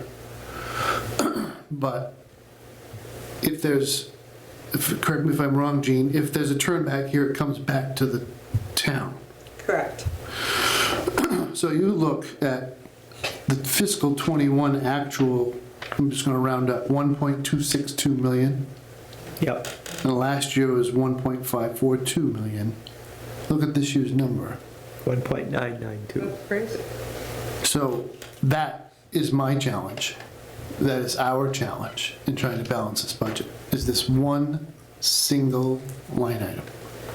$450,000 soaks up the entire increase of 2.5% in the levy, plus some. So that, Level service, not level payment. right. And that's. And it's not level service. So this is actually an increase in service, because you see there's been some increases, it would appear, in our district placements. Or the cost of doing that. Now, I think this is a bid and has yet to be opened. So this is a budget figure. The 199? Yes. So hopefully there'll be some upside to this. Even if it's 100,000, it would alleviate a lot of our problems trying to balance the budget. Now, can I ask, though, I mean, one of the things, when you look at the detail on that, it looks like a good portion of that is in the sped transportation. If that's, you know, Yes. contractually required, for lack of a better term, how do we kind of crack that nut? Well, you don't, and I've said that publicly in a couple of places now. You can't really. But I just, it is a fact, that is the number. Yeah. And so absorbing this number is very difficult. You had given us a heads up months ago that that number was coming. Yeah. I apologize earlier tonight. That's kind of where it's looking to be. Right? Yeah. Did you? Yeah, thank you. So uncannily, as I go through the department head's requested budget, I'm approaching a deficit number of about $450,000. So I think there are going to be some low-hanging fruit, and then there's going to have to be some hard decisions. After the first 200,000, it just gets really difficult. We try to figure out where we would find opportunity to either push an expense into the future or reduce it. Of the requests we've seen, the higher number of projection requests, when taken all together, you're saying your perception is there's only 400,000 over where you think would need to be? Okay. Thank you. Because the good news that offset everything was BVT coming in with an impossibly low increase year over year, and health insurance. And those two items opened up a lot of opportunity to do things in the budget. I think we That didn't closed do the all at once. BVT number yet. We do. Did they come in yet? How did- Well, they said it was April, right? What do I confuse then? Nobody may have told you, but we have the superintendent's, It just came in, Guidance. it just came in, though, yeah, didn't it it? just came in. The article for the warrant was submitted last week. He's at like a 0.7% increase. Yeah, so right now, everybody, That's though for the BVT budget itself. Yeah. But I guess my question is, the superintendent said tonight, we don't know how many. That would be the Yeah. following year. So you're going to have X number of people graduate this year, Yeah. a big class. So he would have to admit, The same number. He kind of he locked, can admit up to the same number and not increase our budget. The only way the budget would continue to go up for BVT is if he had a net add. So that's what I'm trying to understand. Given how big the graduating class number is this year, your perception is highly unlikely the incoming freshman class will be anywhere close to that. And that will result in a net number change. I think that the graduating class is very large. I don't think we know how many are applying and how many will be admitted. But far be it from me I to understand. challenge Dr. Fitzpatrick. No. But And I shan't. no, but in theory, your perception is, given the large number of graduating seniors, the net It would have to be an moving that. extraordinary year of admissions. One would have to think, Fair but enough. how he does it is he gets those kids off the wait list. Yeah, okay. That's how he, Keeps the number static. When do we know that number for FY 2023? Well, he's already had his public hearing, and he's already sent us the warrant article. Didn't he give us a number, When do we Gina? know our number for the number of admitted students? Oh, I we've don't got? know. No. I Not until after. think April's when they come out, so And is that number in the 2023 budget that's passed at town meeting? Or is that an adjustment in that's in the November? fall. Yeah. That's the fall. And that North Fork Avenue is in the fall. Gene, is that right? Those are adjustments? I didn't hear, they won't adjust the budget if that's what you're Right, they asking. don't come back and say, hey, we admitted 2 more kids. Your number just went up by 2 kids. So They they, lock in, and whatever it is for the following year.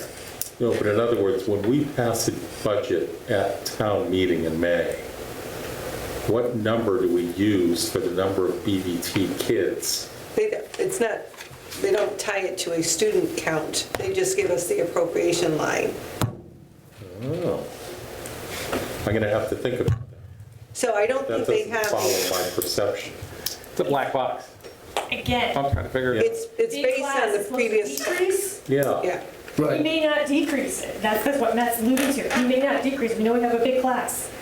The percentage of kids that are applying to, if it's 40, But BVT gives us a number. I think it's Here's based, the number we expect next year of total number of kids, and here's the cost per kid. But I Here's the think- number we want. I think it's based on the Yeah. fall number, not the coming number. You can verify that with Dr., I get what you're saying now. It's the October census. Our percentage Yeah. is tied Last to a year. number of students, correct? Got Yes. it. Okay. But it's Okay. behind You're always the- a year behind. Yeah. Right. Got it. It's kind of like the cherry Okay. sheet number, right? Got it. You're always Yeah. catching up. for Yeah. that. You're always making. That's- So I Got misspoke. it. It is based on the number of students, but not on the students that are coming in now. I got it. But I believe, you can confirm this with Dr. Fitzpatrick, it's on the It fall takes me a census. while. There is much. But the good news Next year of I'll that need is to that be if you have refreshed a again. flat year, it is highly likely that the following Yeah, year sure. would also be flat, Yeah, depending okay, all right. the size of the Okay, got graduating it. class. Okay, all right. there's a number of improvements that are going on the school side, but they're trying to offset that with everything that they're trying to do. But you've got the big increase on the sped transportation. You can't get around, can't get away from it. Yeah, okay. And the 55,000 I need for the special ed person and guidance stuff. That's my number, that's the number one. Yeah. I don't want to state the claim now. I'm optimistic that'll be restored. And we're just going to see this You're contract situation optimistic now. clear up. When will we get their final numbers? What's going on? Me too. Do we have any idea of that timeline-wise? So it is incumbent upon the collective bargaining unit to post for ratification.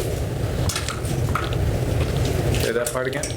It's incumbent upon the collective bargaining, blah, blah, blah. Unit to post the proposed contract for ratification. We'll finalize our number, and we'll be able to speak openly about the budget impact of the deal once they agree to the deal. Go get them. Okay. We want to see their membership accept it before school committee accepts it, and then there'll be a budget conversation. Okay. Lots of moving parts. Yeah, yeah. But the financing mechanism should not be a surprise to you, because we have discussed this at some length before. The school department leadership responsibly built a budget with some assumptions in it about changes to salaries, without counting on what the town has proposed as a funding mechanism to offset some of the costs of settling the contract. So the end product of this should be some and minimal budget flexibility for the school committee and the school department leadership to go back to their projects and maybe add some things back. That is the objective of doing a 2% and a transfer of funds to settle the contract, was to give them a kick, a little boost up. Okay? So as we go along, Mr. Chairman, I'm nearing the point now where I have almost every department's budget request into the master budget spreadsheet. And I've also built a mechanism for everybody to do this a lot easier in years future. The department head's requests, if you're following me in SharePoint, those budgets will appear in light blue. So in other words, light blue numbers tie back to an actual spreadsheet submitted by a department head saying, this is what I need to run my department. The only adjustments I've made is I have department heads that submitted before the invasion of Ukraine and some that submitted their budget after. And we're going to use a town-wide algorithm for certain expenses. You can expect fuel to reliably be 25% higher this fiscal year than it was last year. So every fuel account in the budget, I've gone back and changed to be 25% higher than the requested amount, 22. I am not doing that for electricity. The town has locked in its electricity purchase through buy-forward contracts, 5 years out. So our rates, we know what our rates are going to be for electricity generation for the next 5 years. So they're being held. As we do more efficiency projects, any increase in our contractual price of electricity will be eliminated by reductions in usage. So our electricity lines should hold steady.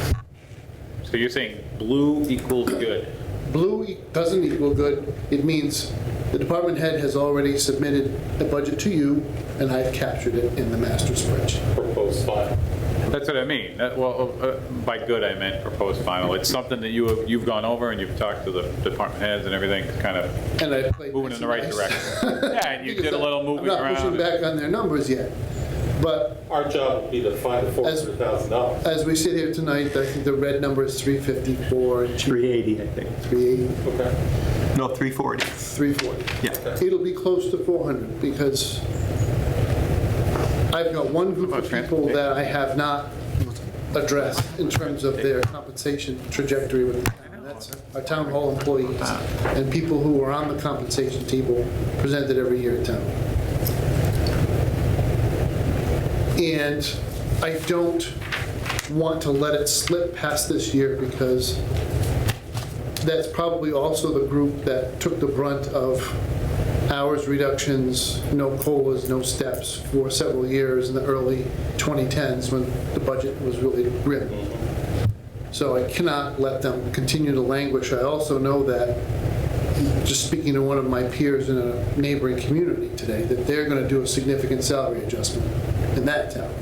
So we're going to be under pressure to fairly compensate town employees that have worked for us for 15, 20 years in light of what Sutton has already done, what Uxbridge is going to do.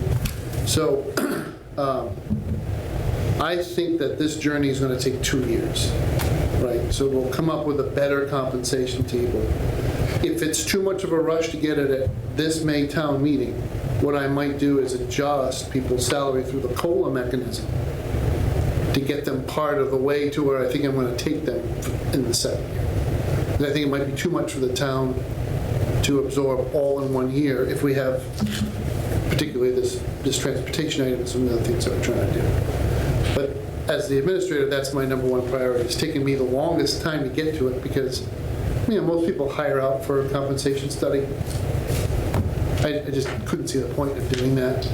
We have collective bargaining agreements on the public safety side that have a career trajectory that is very appealing to most people.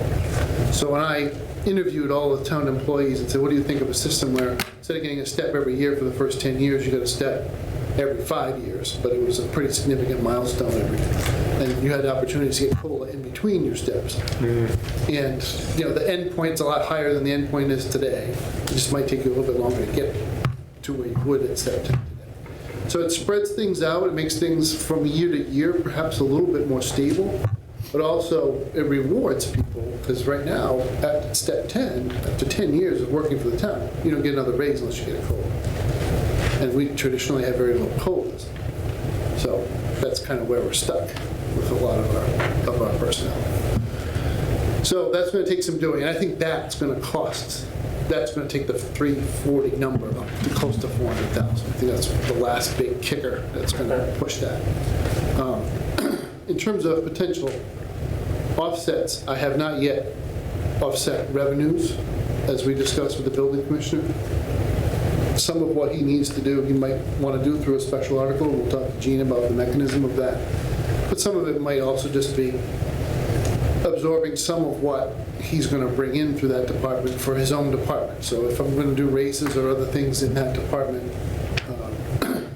some of that may include some extra hours for plumbing, mechanical, or I should say mechanical and wiring inspectors. That could all be absorbed in an extra revenue amount coming in through that department, so we know it's going to materialize. But some of it, to me, the most fundamental question is, does the budget accurately capture what we need to do to get level service, rather than scrambling around at the last minute, either a November town meeting, a special town meeting in May, to do this quote-unquote house cleaning where we're robbing from Peter to pay Paul? Where if we do an air quality study at the fire department, we lose the opportunity to do a whole bunch of repairs to necessary equipment. It's kind of, those kinds of trade-offs we want to try to eliminate. We want to eliminate the ambulance department in particular running back and forth to the fall town meeting into reserve fund transfers to cover their costs. So that, to me, is the threshold question. And then we talk about what could we possibly add. That's a secondary question. So I'm looking to try to preserve some of the requests for overtime in the highway department. We know we're going to have a retirement, so we know we need to hire somebody early enough to get trained by the person who's retiring, because everybody's got their own unique snowplow route, et cetera, right? And have some of that overlap. So we've got to make sure those things happen in the budget so that we will maintain level service. And what happens after that will depend on where our deficit runs out. That's pretty much my update. Any questions for Matt? Anyone? Well, that was a segue to the next agenda item. I just put in general budget discussion, and Matt alluded to it, but if you go to your SharePoint, you could see that the projected deficit right now is about 340. So one thing we have to be thinking about as a committee is we have to have a balanced budget, right, at the town meeting. So I've asked Matt, because he knows the spreadsheet better than any of us, and he's alluded to it already, is, we've got to come up with a strategy to have a balanced budget by the time we have our last public meeting on April 12th. So Mr. Chair, we're going to rely on your expertise to help us I will with that. submit to the Finance Committee and the Board of Selectmen a balanced budget. I will also submit documentation working from the department head's requests to that balanced budget to show you the changes I made. And you can choose to agree or disagree. And I may even identify some options that I didn't take that you may choose to take. But that's about as far as I can push the analysis. I'm hoping to have all this done by Tuesday. What are our meetings next week? We have 2 meetings? Well, that's the next item. So Gene, we have, I'm going to skip the approved minutes, everybody. So if you go down to number 9 on your agenda. So we have a tentative meeting, Gene, next Monday the 28th, correct? That is correct. Is that the 6 p.m. one? That was going to be the 6 PM one. Is that still going to be at 6? It's at the pleasure of the committee. Yeah, we had talked about it at 6. Is that still good for everybody? What will we do at that meeting? Well, the 29th, you have the capital and BBT. Correct, yeah. So we were going to use the 28th as a working meeting to address the deficit, because we thought that BBT and the capital committee were going to be a full agenda. Does that work with you, Matt? Monday and Tuesday. But that 28th, if we met, would we have your proposal? I'll push it up a day, which means I might need the finance director's budget That is correct, I haven't submitted mine yet. She likes to go last. What do you think about that, everybody? Meeting on Monday, the 28th, to get Matt's roadmap on a balanced budget. Howard, you have a deep thought? Oh, man. Okay. So, There you go, Howard. I don't want Go to get push Matt up, though, if he realistically and practically can't be ready by Monday night. It's 24 hours. I mean, I just have to hustle. Well, we're going to run remote with you in Montana, and a couple of us might have to go out there just to make sure. You and Kevin. So I feel the need to help make sure you can plug in. Yeah, you gotta get. Well, the other option you have is to not meet the 28th and meet on April 4th. The concern there, and if Matt's submitting a balanced budget, it may not be such a concern, is that the Board of Selectmen will be looking for a balanced budget on April 5th. That's why we chose the 28th. So if you want to hold off and not meet on the 28th and just meet on April 4th, and be able to achieve what you wanted to achieve, so that the Board of Selectmen on the 5th will have not only his budget, but also the FinCom temperature setting, I guess. It's not a Are voting you budget. back the following week? Are you back Yes. to the 4th? Yes. So if we did not meet on the 28th, But the 4th could be a very long meeting, but that gets capital and BBT in. well, we have Harry's down the road. So. Right. We could meet next Monday at Harris. Yeah. That's what he was saying. Yeah. As long as it's handicap accessible. So if we did not meet, Oh, no, never mind. yeah, if we did not meet on the 28th, just scratch that. Yeah. Have the 29th, which is our normal meeting for capital and BBT. Then meet on the 4th, the Monday before the selectmen meet, at which point Matt would have his proposal for us, which we may or may not agree with. We'd right? have had 4 or 5 days on Right. SharePoint to look it over. Exactly. And you are the And we would chair. have all of our members who put in the time to get to that point. So if we Right? met on the Oh. 4th, okay, Gene? Oh, Gene. I remember the problem with the 4th. Okay. The 4th, we do not have access to Zoom, and we will be meeting in that resource room. So no Zoom and the little room. So that may limit people from, A temperature check at the door. well, if It's people, tiny. you can't Oh, vote in, geez. because the conservation. There's no such meeting- need. Can we not? Let's not go back there, please. The past 2 Bill, years if have you been come in enough. coughing, you're Oh, allowed. I probably will. I may actually, Just despite, I may do it just to piss you off. I'll come in, I'll probably sit in the room. So we Wear a could, mask if you're not. I'll go to a sauna before I get to we could the, go to April 4th. But it is in the Sure. smaller room, no Zoom, so Zoom is not an option. So you got to be here physically. Which you probably Right. want to anyway. And Carol's been physically coming, correct? She's Zoomed. Yeah.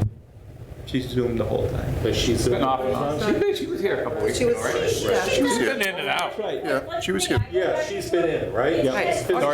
Sorry, Carol, if you're watching. All right, yeah, okay. I think Cheryl goes on. So Matt, if we didn't meet on the 28th, but we met on the 29th, which is our regular meeting, would you feel comfortable having a handout for us? You just That got we me- could you take just home won for me homework? 24 hours, you won me a stride, coach. I think we can do that. And then we could just receive that as information, or maybe even that That was night a talk chariots about of it. fire. Maybe we can go in and play with this. Everybody here, like, here are the That is scenarios. horrible, Brenda. You might be able to narrow it down a little bit Right. more, like, this is a viable.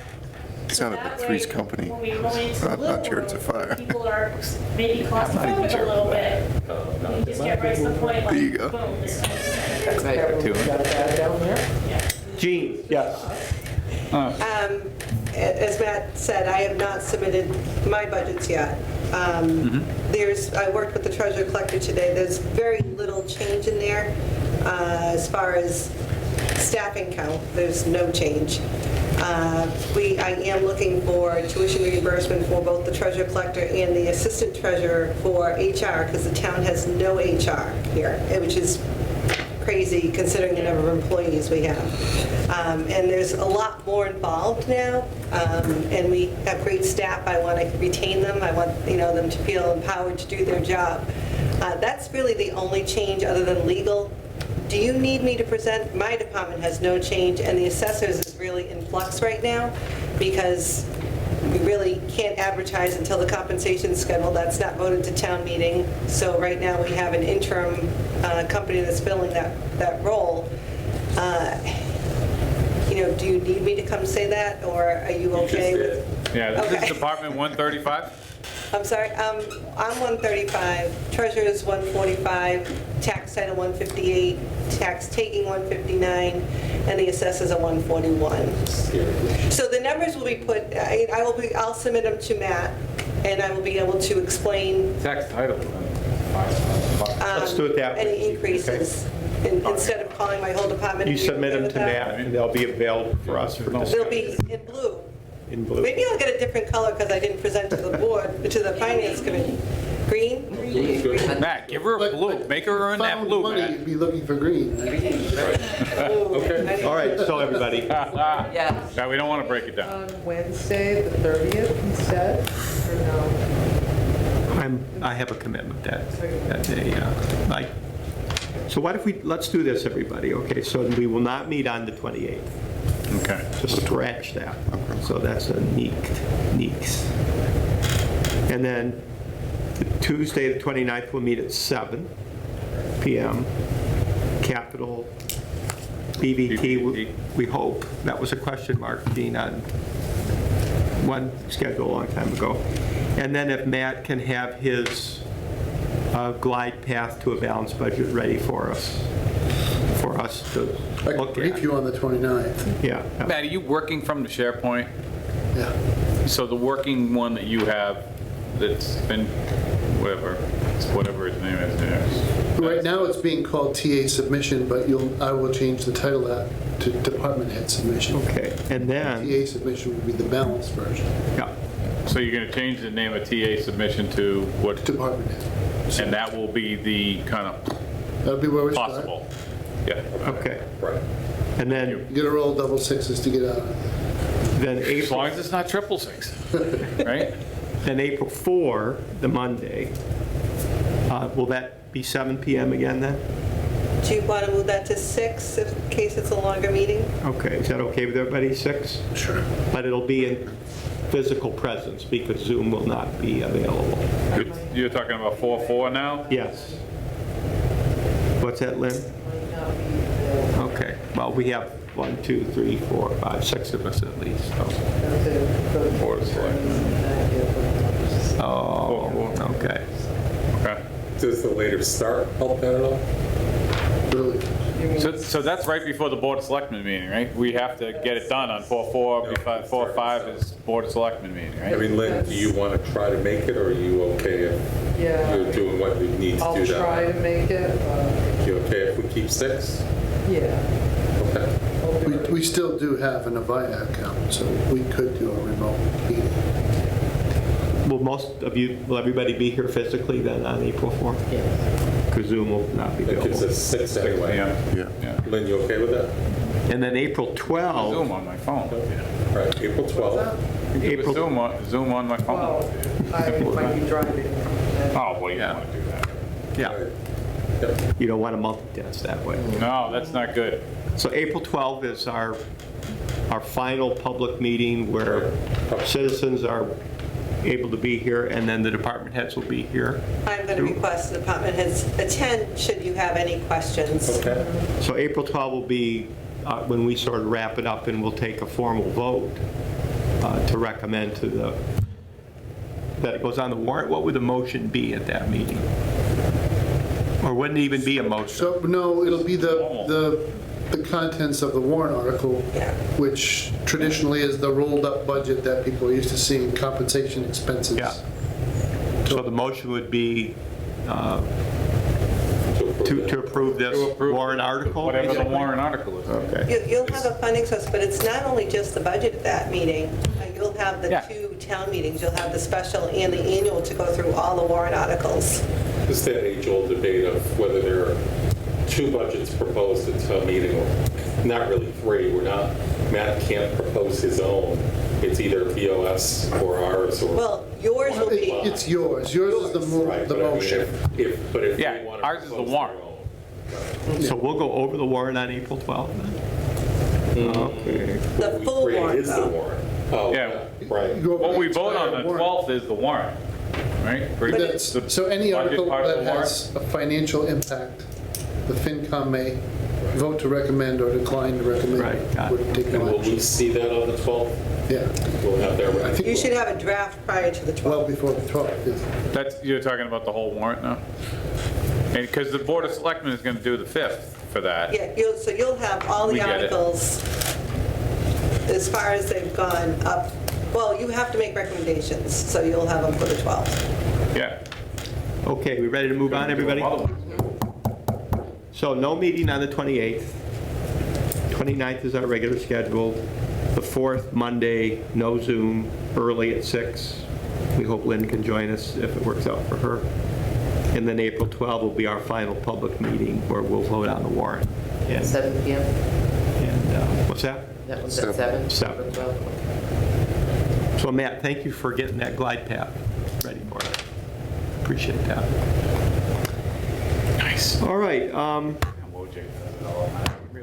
I will say that I find it moderately humorous that the chairman of the Check. Capital Committee is Mike Fitzpatrick, and the superintendent of Blackstone Valley Tech is Mike Fitzpatrick. So I will be trying to get two of them into a camera frame I think that, why with a not? picture of the Oh, so FinCom that's who and the... all the Mike Fitzpatricks you could possibly That's right. hear from in one night. Right, I wondered about, right. It's not the same person. I was Right. like, why is he... Early, I made that mistake. He's stalking you, trying to make sure there's enough money for BBT. I know. Couple quick ones I wanted to get record, want to reiterate getting some information about. So through the chair, probably to Matt, but we had talked to the fire, or to the DPW about getting the pavement studies into the SharePoint. And based on the proposed number of pavement dollars between the match and Chapter 90, can we get the actual roads that he plans on expending that money on, based on the road pavement study? Yes, because it's in my capital request for the funds.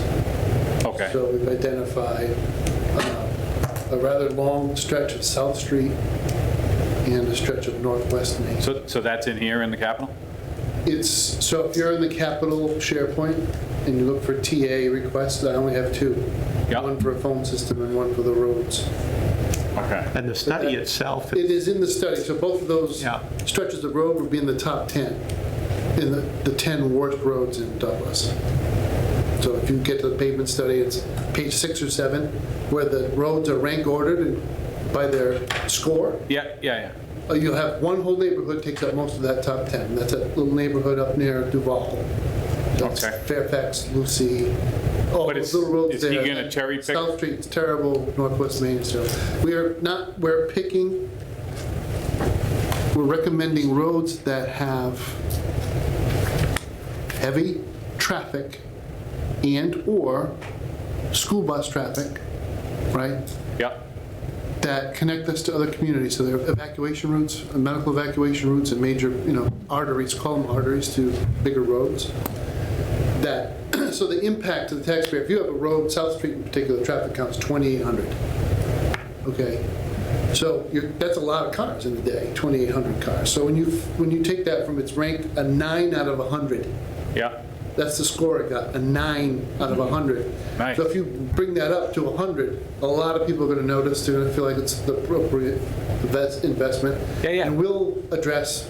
No, I know you guys know exactly what you're doing. I'm just looking for the actual, So the study itself. here's the ones we're gonna do. Yeah, You know what I mean? So, yeah, it's in my- That kind of thing. So, it's in my, and,